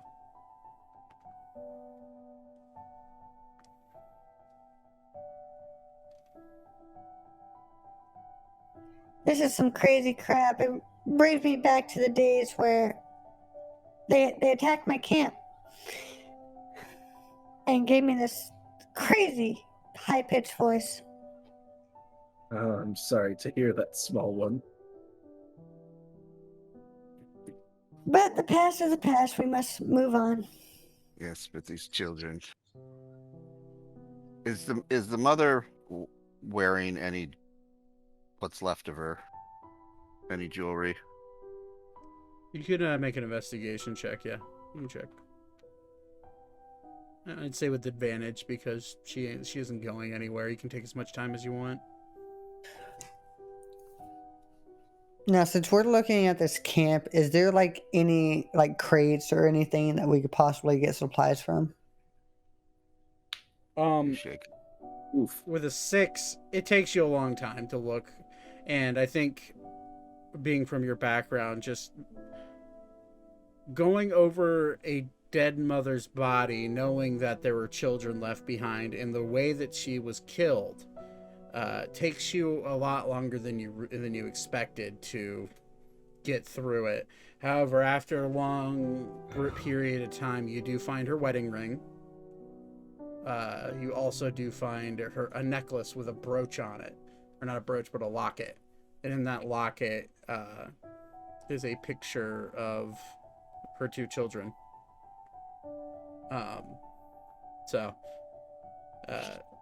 You can grab those if you want. I may be a thief, gentlemen, but this is not for me. And I'm going to take them. I'm finding the children. Fair enough. Probably the right call. I will be back. Well, I'll keep. Is their cart okay to for me to check? Yeah. Or is it on fire? Going on Aiko's question, there's nothing in the range of supplies laying around except for the bow still sitting on the lap of the father, and the sword sitting on the ground next to the slumped over uncle. But when you go look in the cart, there are a few days worth of supplies still sitting in the cart. Any jars? Roll an investigation check. You got it, buddy. I told you I'd get you them jars. You know, it's terrible. People just die. Okay. Pause real fast. Time out. What the fuck, Nate? Yeah, what's up? Okay, continue. Okay. Were there any jars with an 11? 11? They're pretty commonplace, but As you search through their stuff, you find a jar of sand that is sitting in a crate that is marked, or what looks like sand, but is a jar, and it's marked with a emblem that states Grandpa Joe. Oh, I'm gonna take it anyway. Are you taking it? Yes. Am I seeing this? No, you're already walking. You're on the other side of the cart. I'm gonna dump out.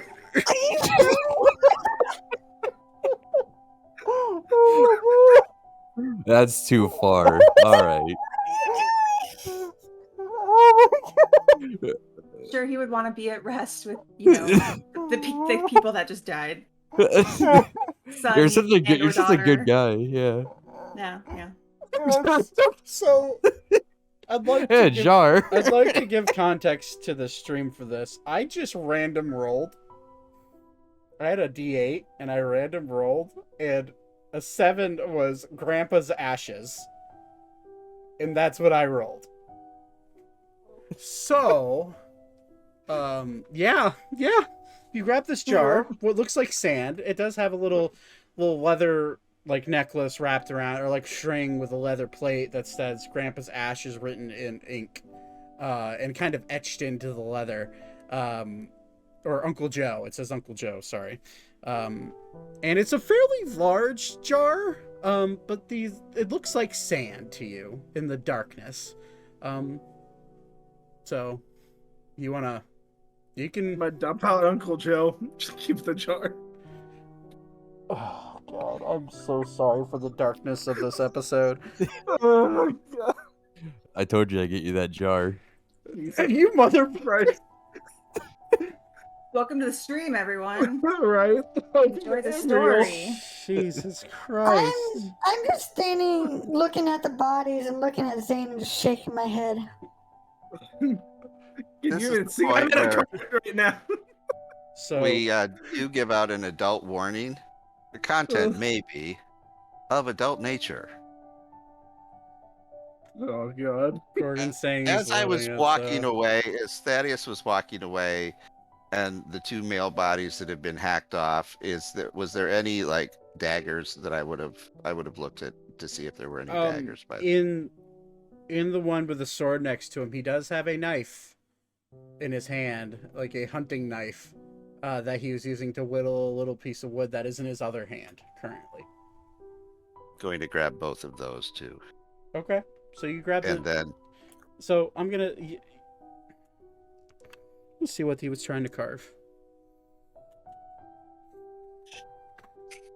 Grandpa Joe's body. So I just want to give context. Knowing who Ori is, I had a random table set out for random shit that would possibly happen. And I wanted the carving thing because I wanted to have a random carving thing. I'm gonna roll a d4. If he rolls a 1, he's carving something for the kids. If he rolls a 2, he's carving a wedding ring. If he rolls a 3, he's just carving a little kid's toy. If he rolls a 4, he's rolling a pendant that he's going to be putting at the gravesite to his father that just passed away.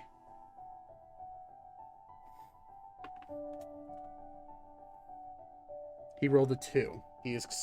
What you find in his hand is a piece of wood that's very nice. It's like solid hard wood, and you see what looks like he started to carve. It looks like he's worked on this for a few nights. It's starting to look kind of like ring shaped, but it's still a solid piece of wood.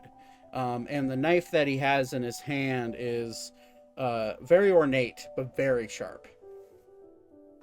So you take both of those? Yes. Okay. And I'm headed off into the direction where Beep was. Or was going with the children, and I will actually call out, Beep! Beep, where are you? From where you're at, you don't hear it.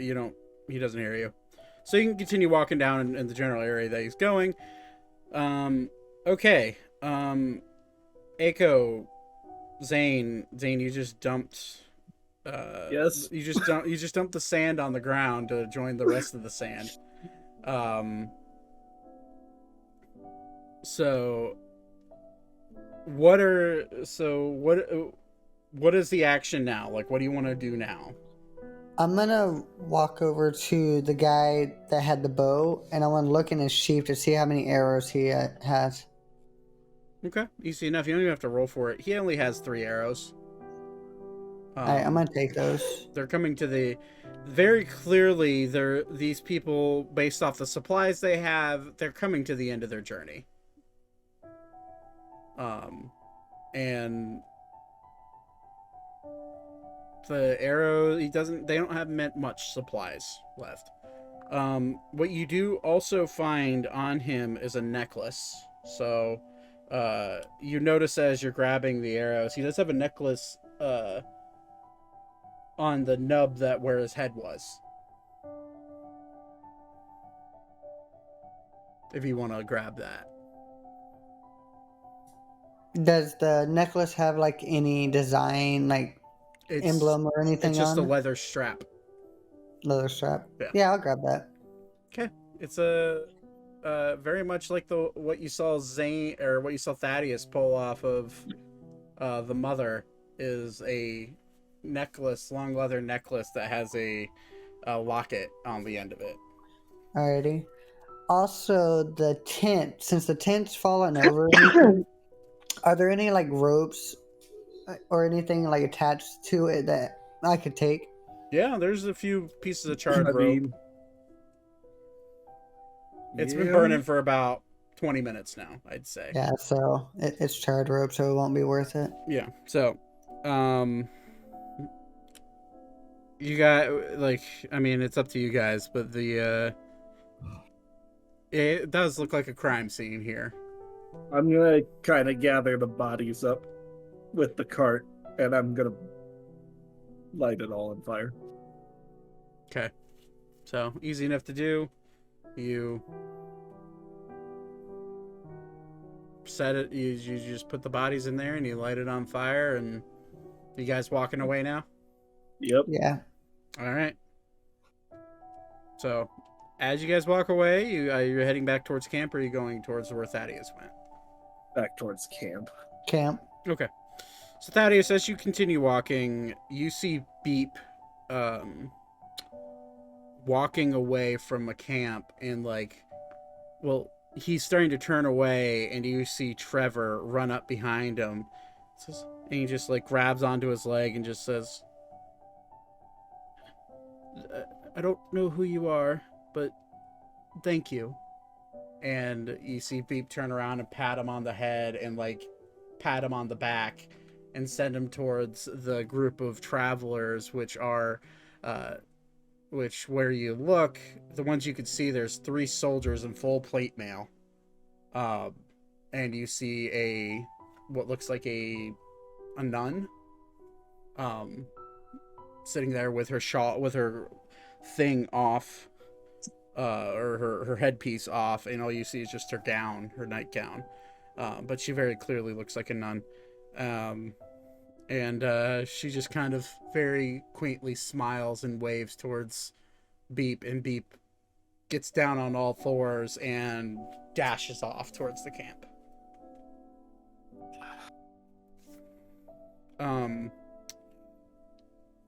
So while this was happening, I didn't want to say it out loud because you guys were on a roll, and this is... Wow. Beep was going to do his best to try to dig into the memories of the child. And he only got surface level thoughts. I rolled for it. He didn't roll very poorly. What he saw was the glance back and a large silhouette swinging a great axe down onto his mother. And that is all he saw. So, you guys move back to camp. That was first watch, y'all. Did I get a chance to catch the kids? No, they are now walking into camp. But if you want to try to approach, you certainly can. That's what I'm going to do. Okay. And as you walk up, you one of the soldiers in full plate is gonna like slam his spear down and go, "All right, now who are you?" I'm a traveler. We responded to the camp. I don't know who these children are or what happened, but I think that I have some items that they will want to keep with them for their memory. Make a well, no, you're telling the truth. He's gonna make an insight check on you, just to see if you're telling the truth. He rolled a 15, and he sees that you are being genuine. So yeah, he kind of just like gestures over, and the kids are there now that Trevor, having put down his sister in a safe bed, is now slowly sobbing in the arms of what looks like the nun. A lady and young gentleman, what is your name? He looks up, kind of like bloodshot eyes. The young daughter is sleeping. She's out. So Trevor, he looks. Yeah, it's Trevor. My name's Trevor. Trevor, my name is Thaddeus. From what I've seen of my past is similar to yours. What you will grow and how you will grow. I took the liberty of bringing a few things that I found that I feel might be important to you. Your mother's locket, your mother's ring, and appears to be what was a toy that your father was making for you or your sister, a ring, something. Carry these memories, but understand your only true love now, and that person that will watch out for you is your sister. Thank you. And he grabs the things and he just kind of holds it tight, and he just kind of gives you a half smile and like turns back towards the lady, the nun, and like just kind of goes back to maybe not crying, but like definitely looking for comfort. So I assume you now head back to camp. Thaddeus? Yes. Okay. And my hands are around the dagger. Okay. Of his father. Okay. So as you make your way back, Ori, are you asleep by now? Yeah.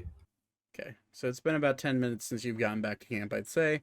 Ori has now fallen back asleep. I would have had some interaction. Oh, yeah. You would have. With Ori when he got back to camp. Basically, I just would have asked, is the trouble finished? Yes. Good. And I'll light the fire back up and put my spear away and kind of go back to sleep myself, assuming somebody else was up for watch. Yeah, well, this was Ori and Aiko for the first watch. Mm-hmm. So I'm gonna. Okay, so if Ori's going to sleep and Aiko's not here, I'll stay up and keep watch until whatever. Okay. So as everyone walks back into camp, Ori is sound asleep. In the tent, you see his. In the big tent that was provided, you see are his hooves sticking out the front of it. And you do notice his axe. You notice his axe is kind of close to his feet, but I think he probably just I mean, it's up to you, Nate, but he probably just crawled into the tent with the axe in your hand and fell asleep.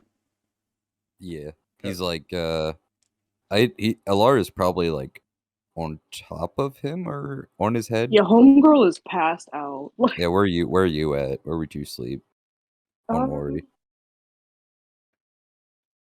How are you sleeping? Like, He's just sleeping on his back.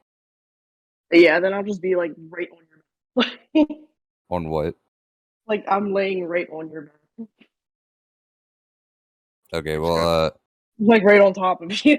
okay, Ori's just gonna have his axe on him. Okay. And you guys walk into camp. You see Vaten kind of slouched near the, like crouched down near the fire. You see Ori already asleep in the tent, with Alara. All you see are his hooves in the very bottom point of the axe, just barely sticking out of the tent. And you guys are back. It is late. You guys all just had an emotional roller coaster of seeing, well, the people that made it to the camp saw what happened. The ones that were in the field don't necessarily know what happened. Or chose to remain in the field don't necessarily know what happened. What you do is up to you. If you want more discussion on the topic, or if you all want to try to crawl back into bed and get as much sleep as you can. We've wandered into past the second. I'd say we're about a quarter of the way through the second watch by now. I'm just gonna go slump into my tent for the bed. Okay. I'm going to be sitting by the fire since I'll be taking second watch. Okay. Then in that case, I'm going to go back to sleep. Okay. I'm going to crawl in the wagon into my corner and sleep with one eye open. Okay. And Beep is going to, along with you, Elka, take the second watch. I really don't need you guys to roll. I'm going to say the rest of the night goes without issue. I'm going to say Beep and actually everyone except for Vaten and Ori and Aiko have taken a point of exhaustion. You guys are tired. You wake up in the morning. Vaten, you get up at your normal time to go scrounge and find things. I'm gonna say for ease of it, you wander out, and you do find some. I guess the best way to describe them are mushrooms. They look like mushrooms, but they're like these giant, what look like puff balls in the middle of the middle of the field, and you gather those. You would know with your survival that they probably aren't toxic. Probably aren't. Okay. It's one hell of a dream. But everyone wakes up. People are tired. All of you except for the three I mentioned have a point of exhaustion. I'm going to say, Alara, you definitely have a point of exhaustion, since you got hit at night by a spell, and you used the spell at night when you're supposed to be sleeping. You definitely have exhaustion. I was trying to think of that. But the morning comes to a slow crawl, and the day is yours. What would you like to do? Ori's gonna. Oh, sorry. Go ahead. I'm just gonna real quick turn Uncle Joe's ash jar into an alchemy jar and hand it to Vaten if he needs it for breakfast, and I'm gonna go just crawl into the cart and just nap. Okay. Ori's gonna take Alara over to Zane and kind of nudge him. Did you go back to sleep, or what are you doing? I wouldn't say I'm asleep like right away. Okay, I'd say I'm probably awake enough. All right, he'll nudge you and be like, "Hey, Yeah. You should apologize to Laura. He'll hold Alara out to Zane. I'm just looking at him with these big, yellow, empty eyes. There's nothing going on behind them, and I'm just looking. Is she even awake right now? She seems a little out of it. Barely. He'll shake her a bit, like a little bit. And I'm just like, Are you okay? Yeah, why did you wake me up? Are you all right from what happened last night? Traumatized. I'm sorry. I didn't think anyone was near me when I did that. she just looks at you, and then she's just like, It's okay. Hey, can you make me something? I can tomorrow. I can't today. and her dumbass is just like, Bye. Okay. Bye. He'll look at Laura and be like, "All better." and she's just like, Yeah, but I'm hungry. Okay. He'll I guess he'll walk over to the campfire, see if there's food there. I mean, yeah. I guess Vatan, describe what you made this morning. That is a darn good question with these puffball things. Probably some hard bread soaked in milk from the alchemy jug. A little bit of honey, a little bit of sugar, or a little bit of honey for a little bit of sweetness. There we go, English. And probably a slice of whatever the thing I found on the side, assuming it's good to eat. I probably would have tested it on myself first. Okay. All right. Well, yeah. You eat it. It tastes pretty good. There's no adverse effects. In fact, biting into what you now realize is a fungus. The mushroom. It tastes kind of like, which is a reoccurring theme, I understand, but kind of tastes like chicken. Chicken shrooms. But Ready. so that is what is made for breakfast. Everyone, I assume, eats, and we're gonna try to get back on the road. Maybe it's up to you guys, though. So I get it. Do I get a successful long rest? Yes, Okay. everyone gets a successful long rest, but the ones I said definitely get a point of exhaustion.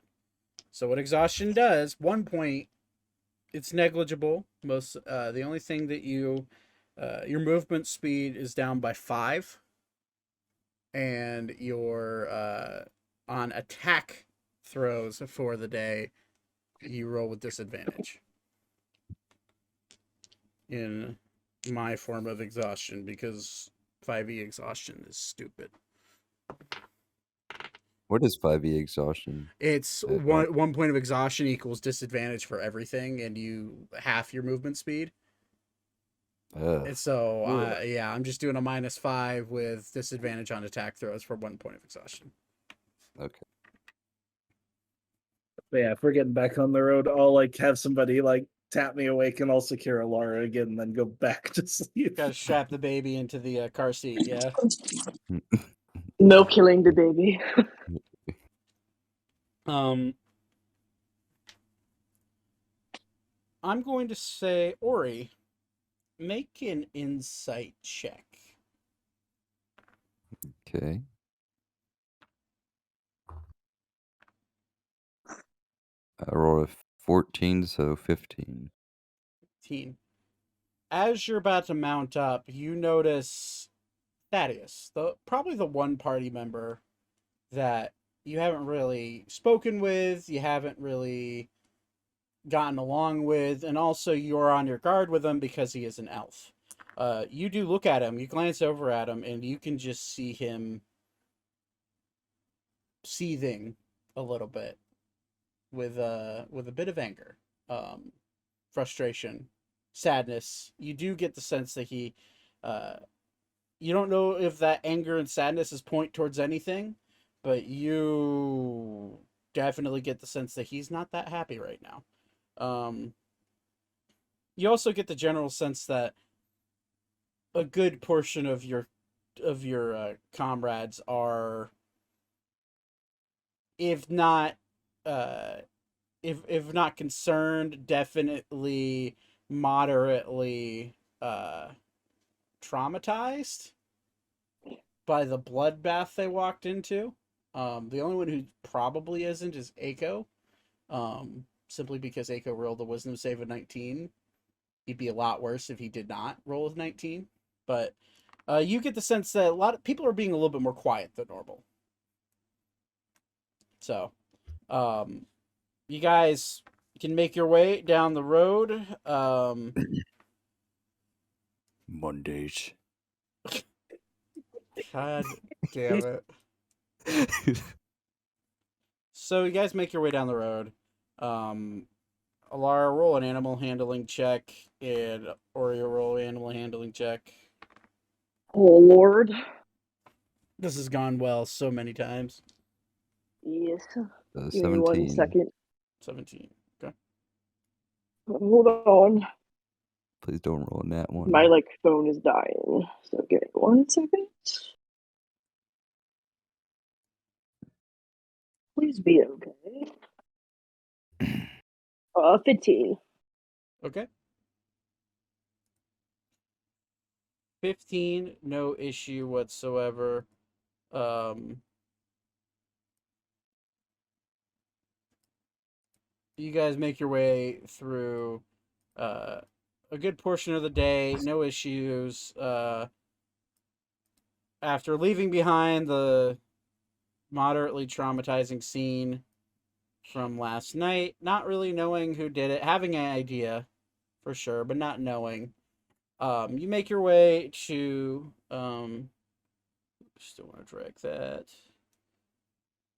You make your way you make your way past this crossroad, which it says on a road sign, Watford this way, Stamford this way.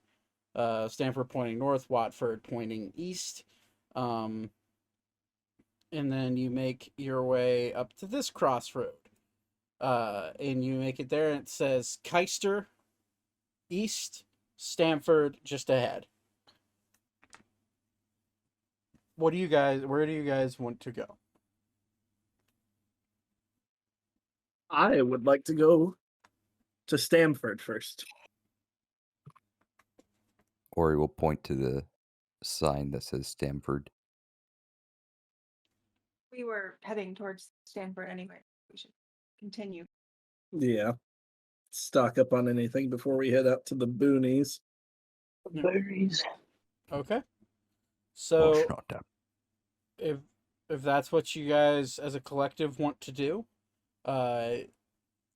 you are riding into the relatively large town of Stamford. You hear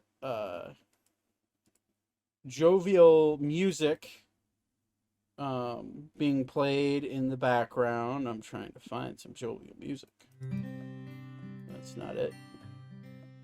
Where is it? I know I have it. And you hear crowds cheering. You hear drinks being had. You've wandered into Stamford on the night of what seems to be a festival. There's people all over the streets. There's weary travelers coming in later in the day, looking for places to stay the night. Where you go is up to you. So would everything still be open shop-wise today, or no? Oh, absolutely. You get the there are people everywhere. This is like a New Year's festival almost in a sense. Like there's people dressed up. There's bards on the corners playing music. There's street jugglers in the street doing circus acts. There's people doing flips through the air. You see fireworks shooting up into the air. There's very clearly something going on in this town. You just don't know what it is. I'm gonna go to the nearest pub to get a drink. Okay. So you under attack. I'm gonna look for a general store type place. Okay, so you're wheeling the cart through. You start to look up and you see stone laid houses with metal shingles, what seem to be metal shingles, not like steel plating or like metal plating, but like shingles, individual shingles. You see chimneys alight with smoke. You look farther up and you look farther into town, and it kind of goes on a little hill up the main street of where this festival is. Aiko, as you are hanging to the side of the cart, you notice a very open pub with a lot of people around, with the sign being kind of obscured by everybody. But you notice that pub, and are you just hopping down to go find a drink? Just ditching your friends, or? No, I'm gonna let Thaddeus know that I'm gonna go grab a drink, and I'll meet up with him in a few. Okay. So yeah. Be careful. Alrighty, yeah. I'm gonna go grab a drink. I'll catch up with y'all in a few. All right, be careful. Alrighty. Will do. Y'all be safe. Okay. Looks like Lexi DC'd. Their phone probably died. Yeah, that's fine. But can I follow Zane? Yeah. So, okay. Yeah. As you guys make your way, you want to go to a general store, you said? Yeah. Okay, so easy enough to find. You're working your way through, and you notice a sign that has a hammer and shield plastered on the front of it, and you notice a moderately tall elven man like kind of stumble out of the front of the door and say, "Oh, thank you, man. I'll see you later, Louie." And you hear from the inside, "Get out of my shop, please. I need to do business here." And you see Louie, you assume, a short halfling man with slick back hair, brought like ash hair, wearing very intricate button-down leather. It's like gold inlaid, like silk, with leather plated onto the front of it, almost like a chest guard. You notice that he has, when he opens his mouth, he's missing one of his front two teeth. And you notice a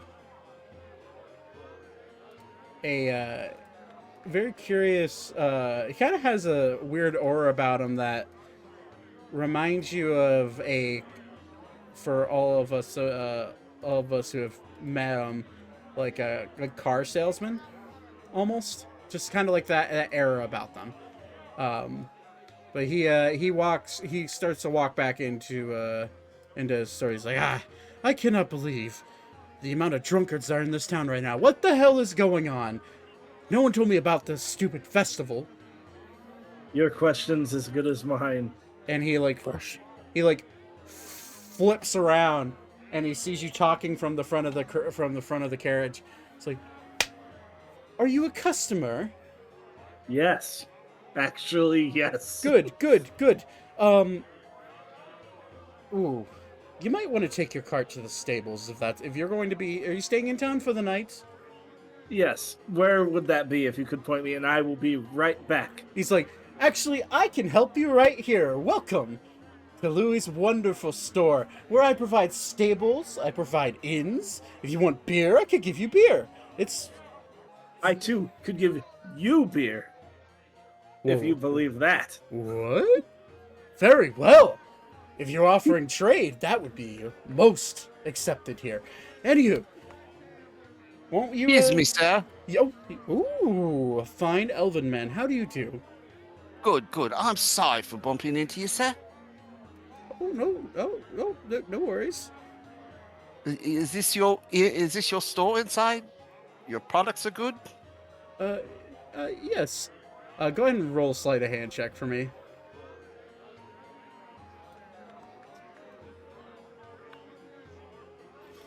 13. As you bump into him, you try to go for his coin purse, but as you go to... Oh, hold on. That was an incorrect roll. Oh, okay. I Oh, did yeah. it with- Oh, we'll take the 11. It's fine. Just take the first roll.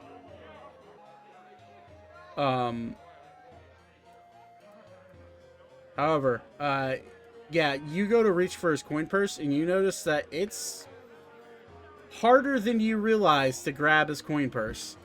And, you kind of tug on it. He's like,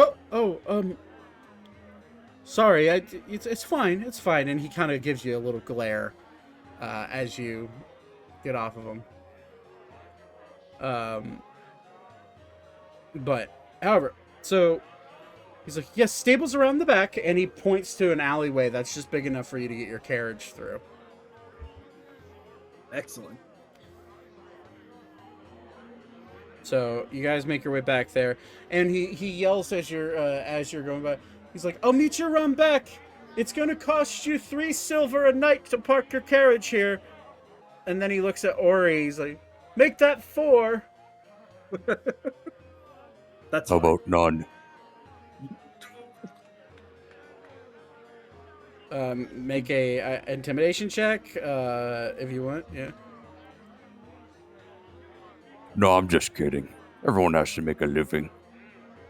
He'll park his ox back there. Okay. So yeah, I'm gonna say whoever wants to take the 4 silver can take it. If you guys want to split it, I'll it's do up to it. you. I'll deduct it from my stuff.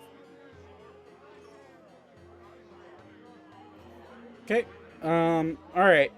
So you guys basically park the old speed wagon there, and oh, I just realized Bingo left us. I didn't realize.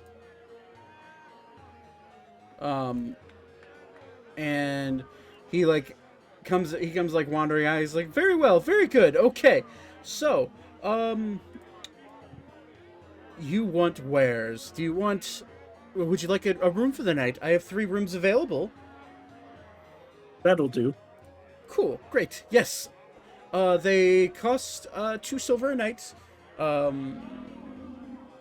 That's, I don't know how many people you have in your party, but I'm sure I can accommodate you. When it comes to wares, we can come in the back door here. I am open for the next 2 hours, because apparently customers come in during these festivals, and he kind of scrunches his face up. Okay. How many are in our party? 8 or 7? I think we have 8, right? 8 right now. Yeah, well, technically Yeah. 7 because Aiko is Right. I was gonna ask something. okay. It'll come back to me. Okay. I forget. Could probably just sleep on the cot. Okay. So, Aiko, as you first off check your DMs, second off, as you walk your way towards the pub, you do notice a major crowd that is gathering at that pub you jumped off on. You want to continue going towards it? No, since I'm small enough, I'm in the crowd. Instead of me going to the pub, I want to try to go down an alley and get on top of buildings and try to spy on Ori because of what we think that he did at the camp. I just don't trust him. Okay. Easy enough.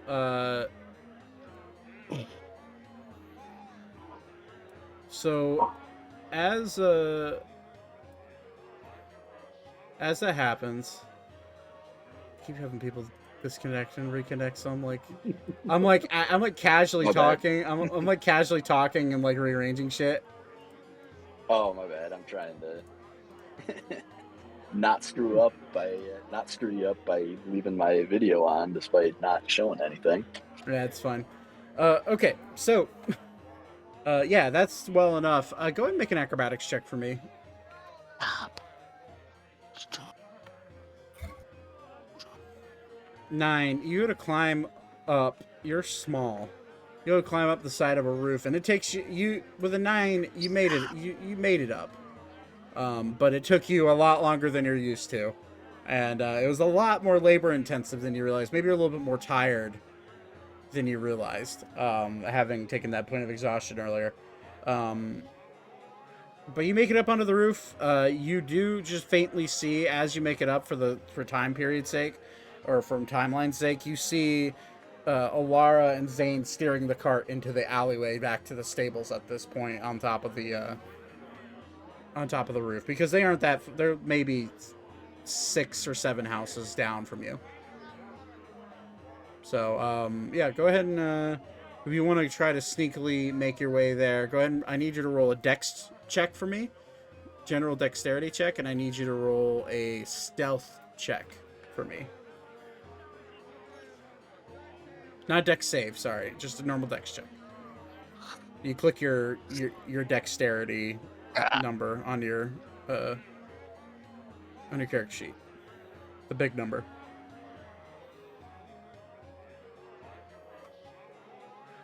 You click where it says dexterity above the big number. Yeah. In roll 20. There it is. 17. Yeah, you're able to stay on this roof and jump across very easily. Now roll a stealth check. 8. You're small, but not that small. You do get noticed by some people in the crowd, but most of them are like, oh well. As you walk up to try to, you say you want to try to spy on, or you just want to keep an eye on him? Just keep an eye on him. Okay. I'm gonna say, Ori, there's gonna be combating rolls here. Ori, I want you to roll a perception check, and I want you to roll another stealth check. Eiko. 19. Can Ori beat a 19? Probably not. You said Perception. 16. Yep, no. You do not notice you look up because you thought you heard something. But, Stop. I assume you have a cat in your lap, Todd? Yeah. Sorry. Yeet the kitty. No, I'm just kidding. Don't do that. We're live. But yeah, you thought you heard something. But in reality, you looked up, you didn't see anything, you didn't notice anything. You are now stealth to Ori. But you guys make your way into Louis' shop. Who wants to go into the shop? Me. Yeet For me. sure. Okay. You walk in and you hear roaring fire at the fireplace. And maybe not this. You walk in and Louis says, "Well, very well. Welcome to my wonderful shop. If you're wondering what the name is, it is Louis' Wonderful Shop. I sell all sorts of things here, whether they be weird, arcane, just general supplies if you need.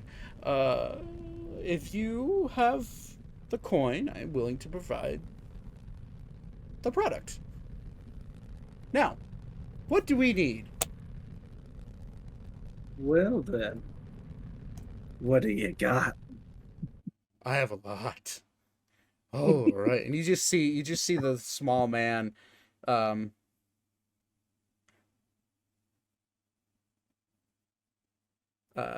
you see a small man just like get this very kind of funny grin on his face, and he gets this little sparkle in his eye, and he's, "Let me show you what I have." And he just starts pulling out random shit. He's just like Invisibility cloak. That's about 3,000 gold.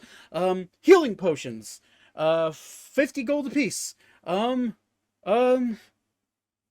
We might need those. Keep those out. Healing potions. Got it. And he puts like 3 of them down on the counter. And he's like, hey, he starts going through his drawers. He's like, I got coats for cold weather. I got tank tops for warm weather. I've got. And he like pulls out this like rubber thing. He's like, I don't know what that is. And he tosses it over his shoulder. And he's just like, all right. What do you need? Side question, real quick. Yeah. What's the temperature? What's the season like? Where we are right now? It is in the middle of summer. Okay. So it is now starting to get a little cool outside. It's close to midsummer, just enough in the early summer that nighttime is relatively cool. Okay. Never mind that. Fair enough.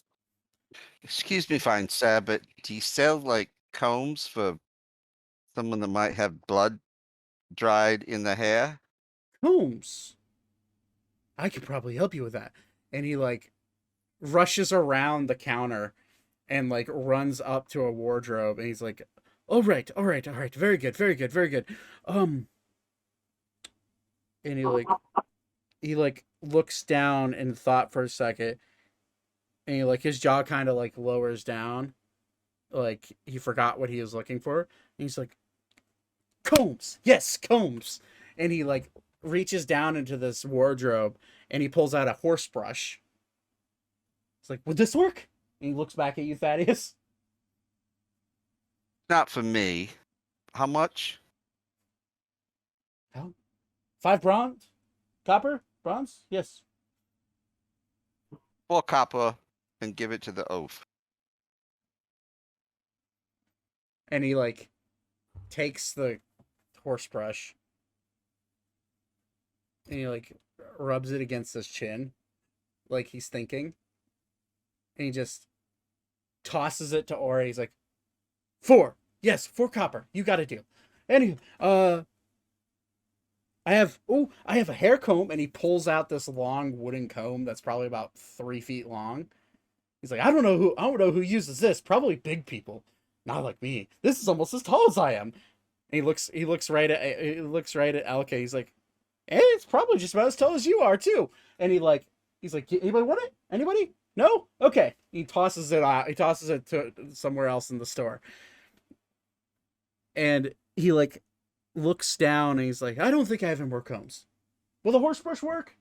And he looks at Ori. Oh.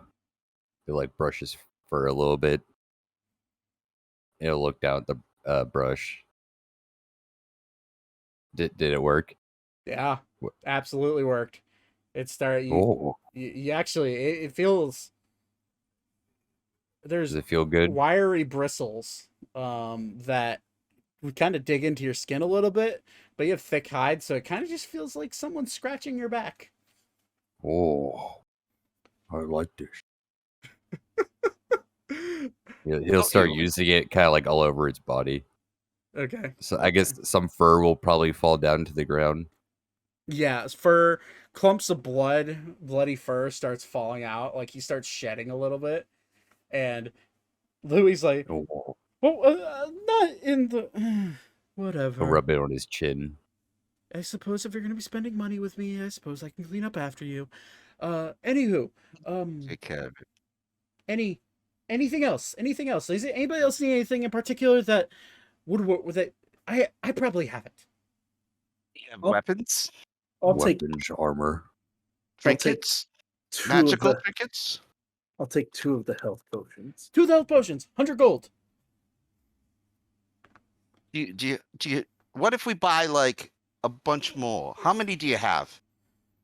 And he like looks around his store, and you're now realizing this store is massive, and there's like it's like a really shitty pawn shop, where there's just like things everywhere and things thrown in any which direction.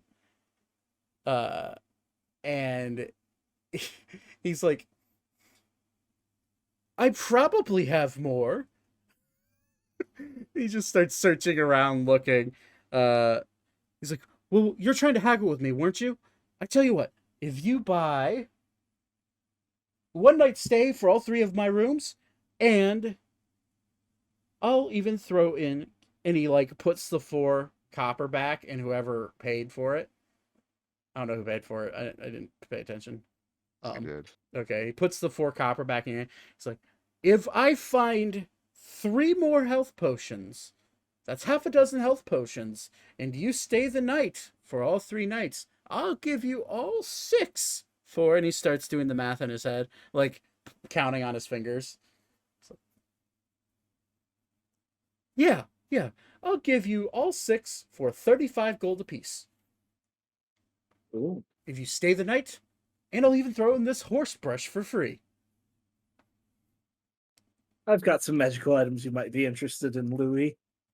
Magical items? Let me see. Yes. And he like I'm gonna show him the sending stones and the alchemy jar to start with. he almost with unnatural speed zips over to you, and he like pulls out a monocle, and like he twists the monocle, and it like magnifying glasses out. And he looks at, he's like, oh yes, sending stones. And he looks at alchemy jugs. Ooh. And he like looks up with you with his like eyeball like pointing out towards you from the magnification. It's like, where did you get these? I made them. You made them. Excellent.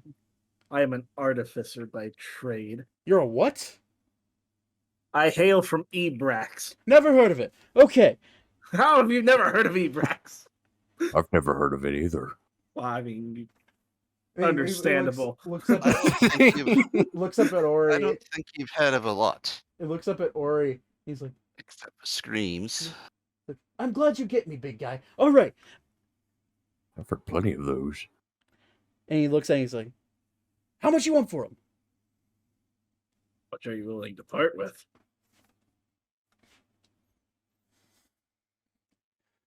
Going to my Because Dungeons I'll sell you Master's both. Guide.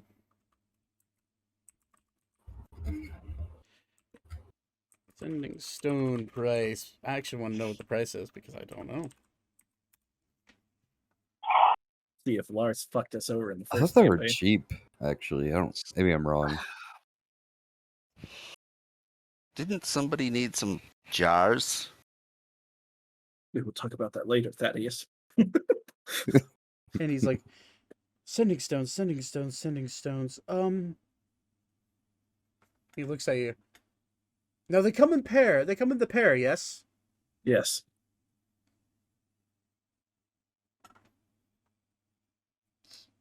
$50 gold. And the alchemy jar? 100 gold. For everything or separate pieces? Yes. That does not help me, Louis. And roll an insight check. Thing. Getting to it. 16. You get the sense he's really, really undercutting you. I think you could do a little better. Little bit. If I buy them and then I gotta sell them, you know how it is. Louis. I run a business here. I'll cut you a deal then, Louis. Do you have any regular jars sitting in this place? Jars. And he like turns. Yes. He like does a sweeping look, and unnatural speed again. Like he like takes a step and he's there, like kind of poofs there. And he like looks at. He's like, jars. What size of jar? Doesn't matter. Okay. Any jar. And then he like points to the shelf, and there's like 18 different jars all sitting out. Some with things in them, some half full, Empty, some preferably. empty. And he's like, well, that's okay, empty. There's one that's empty. There's one that's ooh. And he like grabs it and pops the cork. He's like, I don't know what that is. Putting that back on the shelf. All right. I'll make you a deal, Louis. Yes. You give me a little bit better price for those two, and I'll take that jar in the morning and make you another alchemy jar. And his eyes get really big, and then he poofs in front of you. But we're going to stay for free. Free. I Wait, feel like that's rooms? pretty fair. Rooms, yes. rooms, Yes. rooms. Well, Yes, wasn't- the other jar will cover it. That I'll make you. Does that include the potions at $35 gold? I Or will make copper? you a second alchemy jar tell if you you- let us stay for free and give me a little better price on the two things I'm selling you. I'm gonna say persuasion, please, and thank you. Can do. 24. Got a nat 20. That's a Nat nat We 20. haggle it. We haggle it. And he just like he like grabs his face a little bit and stretches his skin a little bit, and then you start to realize his skin is a little bit stretchier than at like what seems normal. And he's like, "Well, okay." You know what you can do with those jugs. Alchemy jar. Right? Yes, I'm aware. You can make me another alchemy jar. Yes. And we stay for free. And you give me a slightly better price. That it's going to make you more money than what we're staying for. This is a good deal. Very well. Plus, think of all the things you get from the alchemy jug. It can be acid, basic poison, beer, honey, mayo, oil, vinegar, water, fresh or salt, or wine, Louis. This could be whatever you want it to be. And then you start with the insight and the nat 20 on the persuasion. His all of his morals as a businessman go out the window. He's like, I was trying to undercut you by 1,000%. 1,000%. It's fine. It's fine. So Shall I? You're going to pay me better than what you told me before. Well, it wasn't quite 1,000%, but still, I need to make a profit here. With rooms and health potions at 35 gold apiece, and You said 30, sir. 30? 30 gold apiece on the health potions? I'm dealing with this, Thaddeus. Calm down. did I say 30? Yes, you did. Make a persuasion check. I heard 25. 8. No, I said 35. Damn it. Okay. You said 30.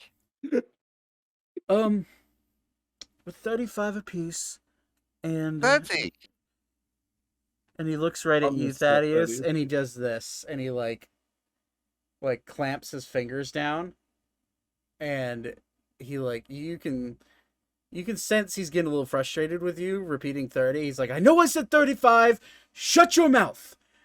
Okay, let me think here. 35 apiece for 6 health potions, free night stay, alchemy jug coming to me, sending stones coming to me. Yes. And then another alchemy jug in the morning. Another alchemy jug. Give me the 3 magical items, and you get the 6. You get the 6 health potions for free, and you get the knights for free, and you get the stupid hairbrush for free. Deal? Deal. Cool. Could So- I please have just a glass jar or a jug? Oh right, I'll didn't you pay want, didn't you want glass jars? Tall. I do. Oh. When he looks at glass jar, he's like, I have 6 empty glass jars. I know both of you want them. Silver apiece. That's fine with me. All right, and he like has all 3 of them like in his like in between his fingers, and he's just like, and he like poofs over there, and grabs them, and then poofs back, and you're now someone make an Arcana check. Whoever's proficient in Arcana, make an Arcana check. I am. Bang. He is misty stepping his way to victory right now, and for some reason he's doing it without any issue, without any hesitancy, without anything like that. So you get that sense. Anyways, it's like, I have 6 I'm silver, taking 2. 6 silver for all of them. Sure. I'm gonna hand him 6 silver. Very well, here you go. And he hands them over. He's like, anything else? Weapons, armor. weapons, armor, yes. And he poofs over to this weapons rack, and there's a lot there. Some rusted, some not rusted, some kind of new. He's like, over here, big guy. Anybody else want any weapons? Weapons? Armor? Do you have any rapiers? Rapiers. What are those? Magical? Oh. I'll hold up one of mine. They look like this. And he poofs over to you, and he looks at you, he's like, skinny blade, got it. And he poofs back. he's like shoveling, and he starts grabbing like axes and throwing them behind him. He's like, rapiers, yes. And he like starts throwing things over his shoulder, like weapons, sharp weapons over his shoulder randomly into his shop. And like you see like a hand axe stick into the wooden wall behind him. You see a dagger lands at Zane's feet.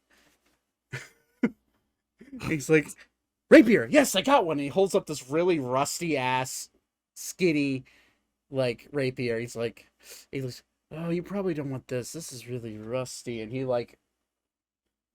quiet turns around. He's like, well, let me fix it real fast. And he starts to wipe his hand across the blade and turns it into a not rusty blade. He's like, here you go, brand new. Is there anything special about it? I mean, I have 2 normal rapiers. I'm looking for hopefully something more magical. And he looks at it, he's like, well, let me see. He's going to roll an Arcana check. He actually has no idea what this blade is. He rolled a nat 1. He's like, yes, it is it slayed a dragon once. It has magical abilities for people who just happen to be rabbit people. Don't you want it? It's slayed a dragon? I am good, thank you. Oh, I'm sorry. Okay. And he I'm gonna leave. And he you watch him, and okay, you slowly watch him wipe his hand back over, and you get Zane with your arcane check. You see that he's prestidigitating the sword to look not rusted, and he puts it back to where it's rusted. And he puts it back down on the weapon rack. So is there any weapons? Sorry. No, go ahead. Is there any weapons that are not rusty? No, of course. And he looks at the 2 great swords you have on the back and the great axe that you also have on your back. He's like, well, do you need anything more than what you have?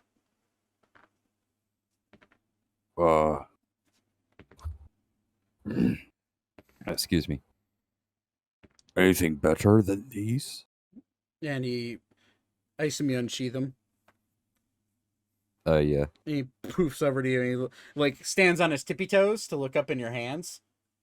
And he's like, well, those look pretty nice, but I might have something that's better. And he walks over to the wall behind him, and there's this massive glaive that is that's sitting there, and it's sparkly blue finish, titanium, looks like brilliant silver blade.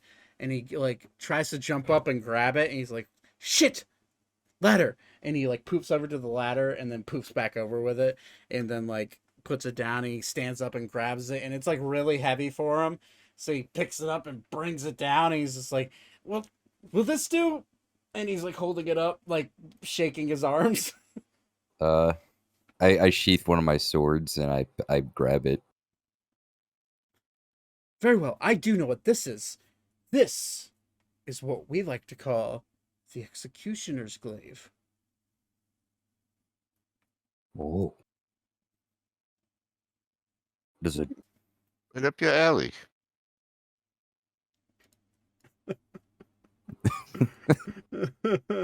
Yes.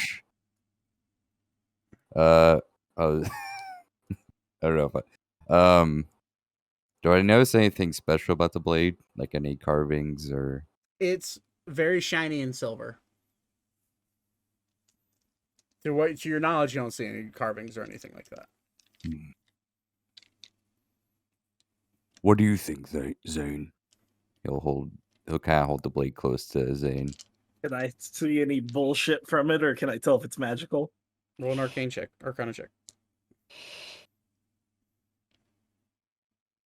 10. You can. That's what you need to roll because it's right in your face. You do notice that the blade is slightly enchanted. You do not know what the enchantment is, but you can tell that it is enchanted somehow, and that it probably is magical. How much are you looking for it? The Executioner's Glaive. How many jars to buy this? Jars? I don't have enough jars. You probably don't have enough jars, given the fact that I just sold 6 of them to your friends. Probably call it 1,500 gold, and it is all yours. I think we're a little short on money, buddy. It is nice. I'm willing to haggle. Trade, perhaps.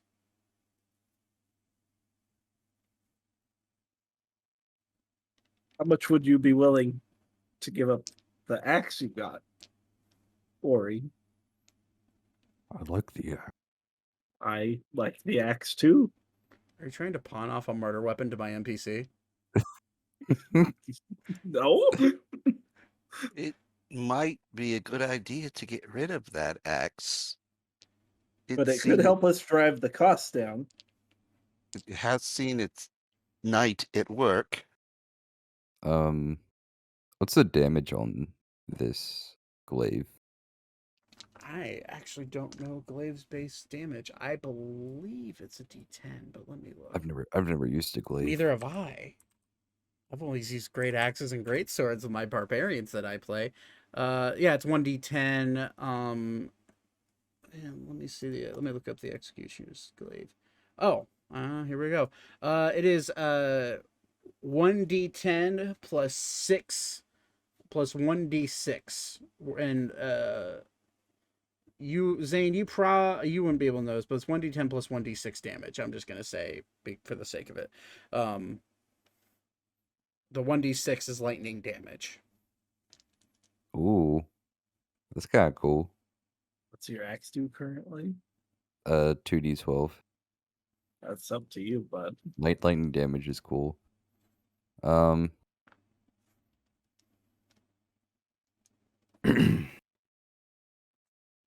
about this? And he'll like lean kind of up close to his face. Yeah, okay, hello, yes. Is there anyone you don't want around anymore? What? What do you mean? No, he doesn't mean anything particular by it. Do you want anyone killed? Oh, God. For Christ's sake. Actually, Oh. I don't. I'm not a madman. Oh. What's mad about? He'll put the glaive down. I don't think I can get this right now. Maybe next time, bud. It'll be here. It's been sitting on that rack forever. Maybe you should lower the price for it. Well, I know who made it, and I know how much I paid for it, so I need to make some profit off it. And you know somebody else who made you other items. I'm just gonna be like, oh, right, the Alchemist? Artificer.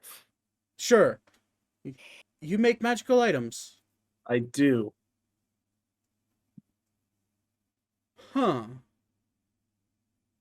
Talk to me in the morning about it. Will do. And he's like, does anybody else want anything? Because it is getting late. Whoa. And he looks at there's a grandfather clock sitting in the corner of his shop, ticking away. And he's like, oh, it's getting quite late. How does everyone? Did you see my? I Did you did. see my note? Yeah, you easily picked that up. Okay. Uh, I just would like you to look at two things for me and tell me if there's any value in them. sure. I can appraise them just as much as you want. I have this clear gemstone. It Right. was Okay. given to me by a lizard man. Okay. Listen, I don't know what it's for, if it's valued. Understood. Let me look. Let me appraise that. Identify. The 13. Yes. This just looks to be. By the looks of it, it's just a gem. I don't know. Doesn't have any magical powers about it. Is it a high quality gem, a low quality gem? With the it's not really cut very well, at least. So I'd say medium quality. I'm sure an artisan who knows what they're doing may be able to do something with it. I couldn't give you a price for it though. Well, I could always give you a price for something. If you want me to buy it, I'll give you I don't know, 2 gold for it. Oh, okay. How about this dagger? This dagger, I guess, sharpening blade, carving blade. Right. Which one are you showing him? The one you picked off the ground or the one that you took off the guy? The one that I took off the guy. He looks at it. He's like, well, it just kind of looks like a hunting knife. I don't know. 5 silver? Oh no, the value of it is much, much more important to me. Okay, well, You could that's say it came from somebody's soul. very well. Well, then I guess that's not something you'd want to sell anyways. No. Okay. Well, does anybody else have anything they want from me? If not, I would like to go to bed. I will show you well, actually I won't show you to my room. We'll show you to your room. And he's just like, Clarence! And he snaps his fingers and you see this little like with 2 like large wooden wheels attached to him, automaton, with a cylinder, like a circular body and like this long cone head, and he rolls up and he's like, bedtime, and he points down the hallway. Follow. And do you guys follow? I think the only ones in here are Aiko, Elka, and Vaten. So if you guys want to go try to tip people off on that, you certainly can. But yeah, as you guys, I mean, it's up to you. Do you want to follow the Clarence, the automaton? Yeah, I'll go see where the rooms are, but I might go hit a little bit of the town up. Okay. Before going to bed. Okay. Well, we're running a bit late here. Okay. Yeah, I need to head off in a bit. Yeah. But okay. So you wander down the hallway and you notice 3 fairly large rooms. They have 2 beds in them each, with a sofa, and one of the rooms that has a sofa, which is a rare commodity in towns like this, especially out in the country a little bit farther from Artemis. But there's beds, there's a sofa. The rooms are probably about 100 square feet. Not very large, but large enough. And all 3 could easily fit your troop inside them for the night. Excellent. Okay, I think I'm back. Welcome back. Huzzah. Sorry, does anybody know offhand, because I don't have obviously anything in front of me right now, what the base AC is for studded leather? 15, I think. I don't think it was that high. It may be a little lower. Studded leather is 12 plus dex. Oh, okay. Never mind then. Never mind. I'm good. Okay. So as you guys, Zane, you wander down the rooms. I'm gonna go ahead and say, Aiko. Well, let's say Aiko, you saw everyone go inside. What do you want to do? You're still up on the roof. Since I haven't seen them come out in a while, I'm just gonna go find the nearest tree and go to sleep. Okay. I assume someone would wander out and tell Vaten and Elka that they're staying the night. Oh, most definitely we would. Yeah, I would do it. Okay. So, as you guys settle down for the night, Zane, if you want to go out on the town and drink a little bit, you certainly can. We'll just say that you did.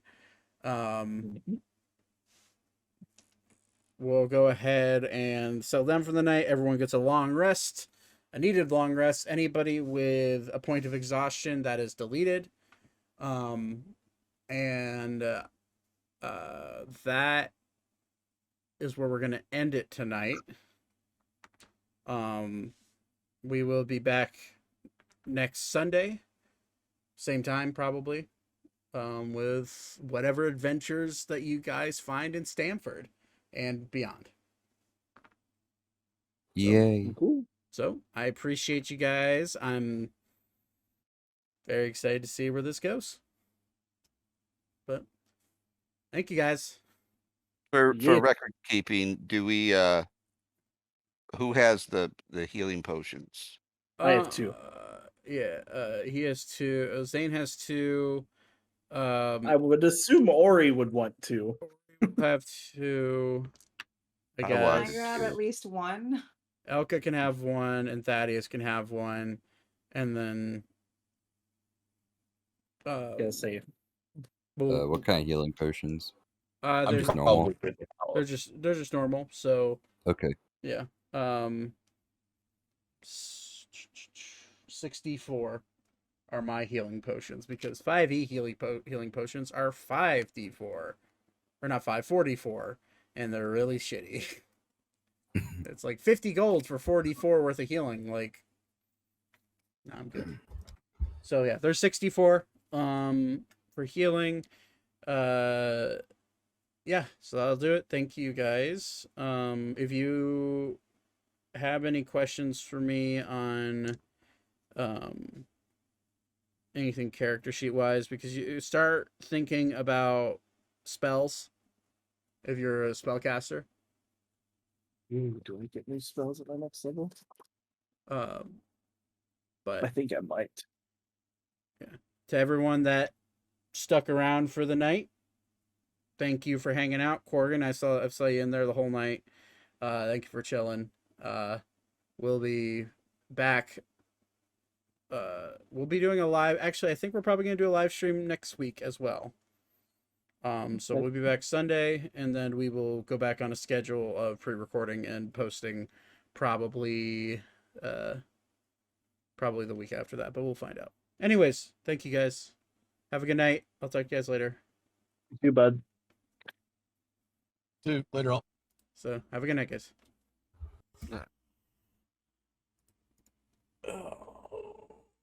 Thank you for watching. Have a wonderful night. And we'll see you guys next Sunday. Same place, same time. We'll be picking up the story from then. Have a wonderful night. Peace out.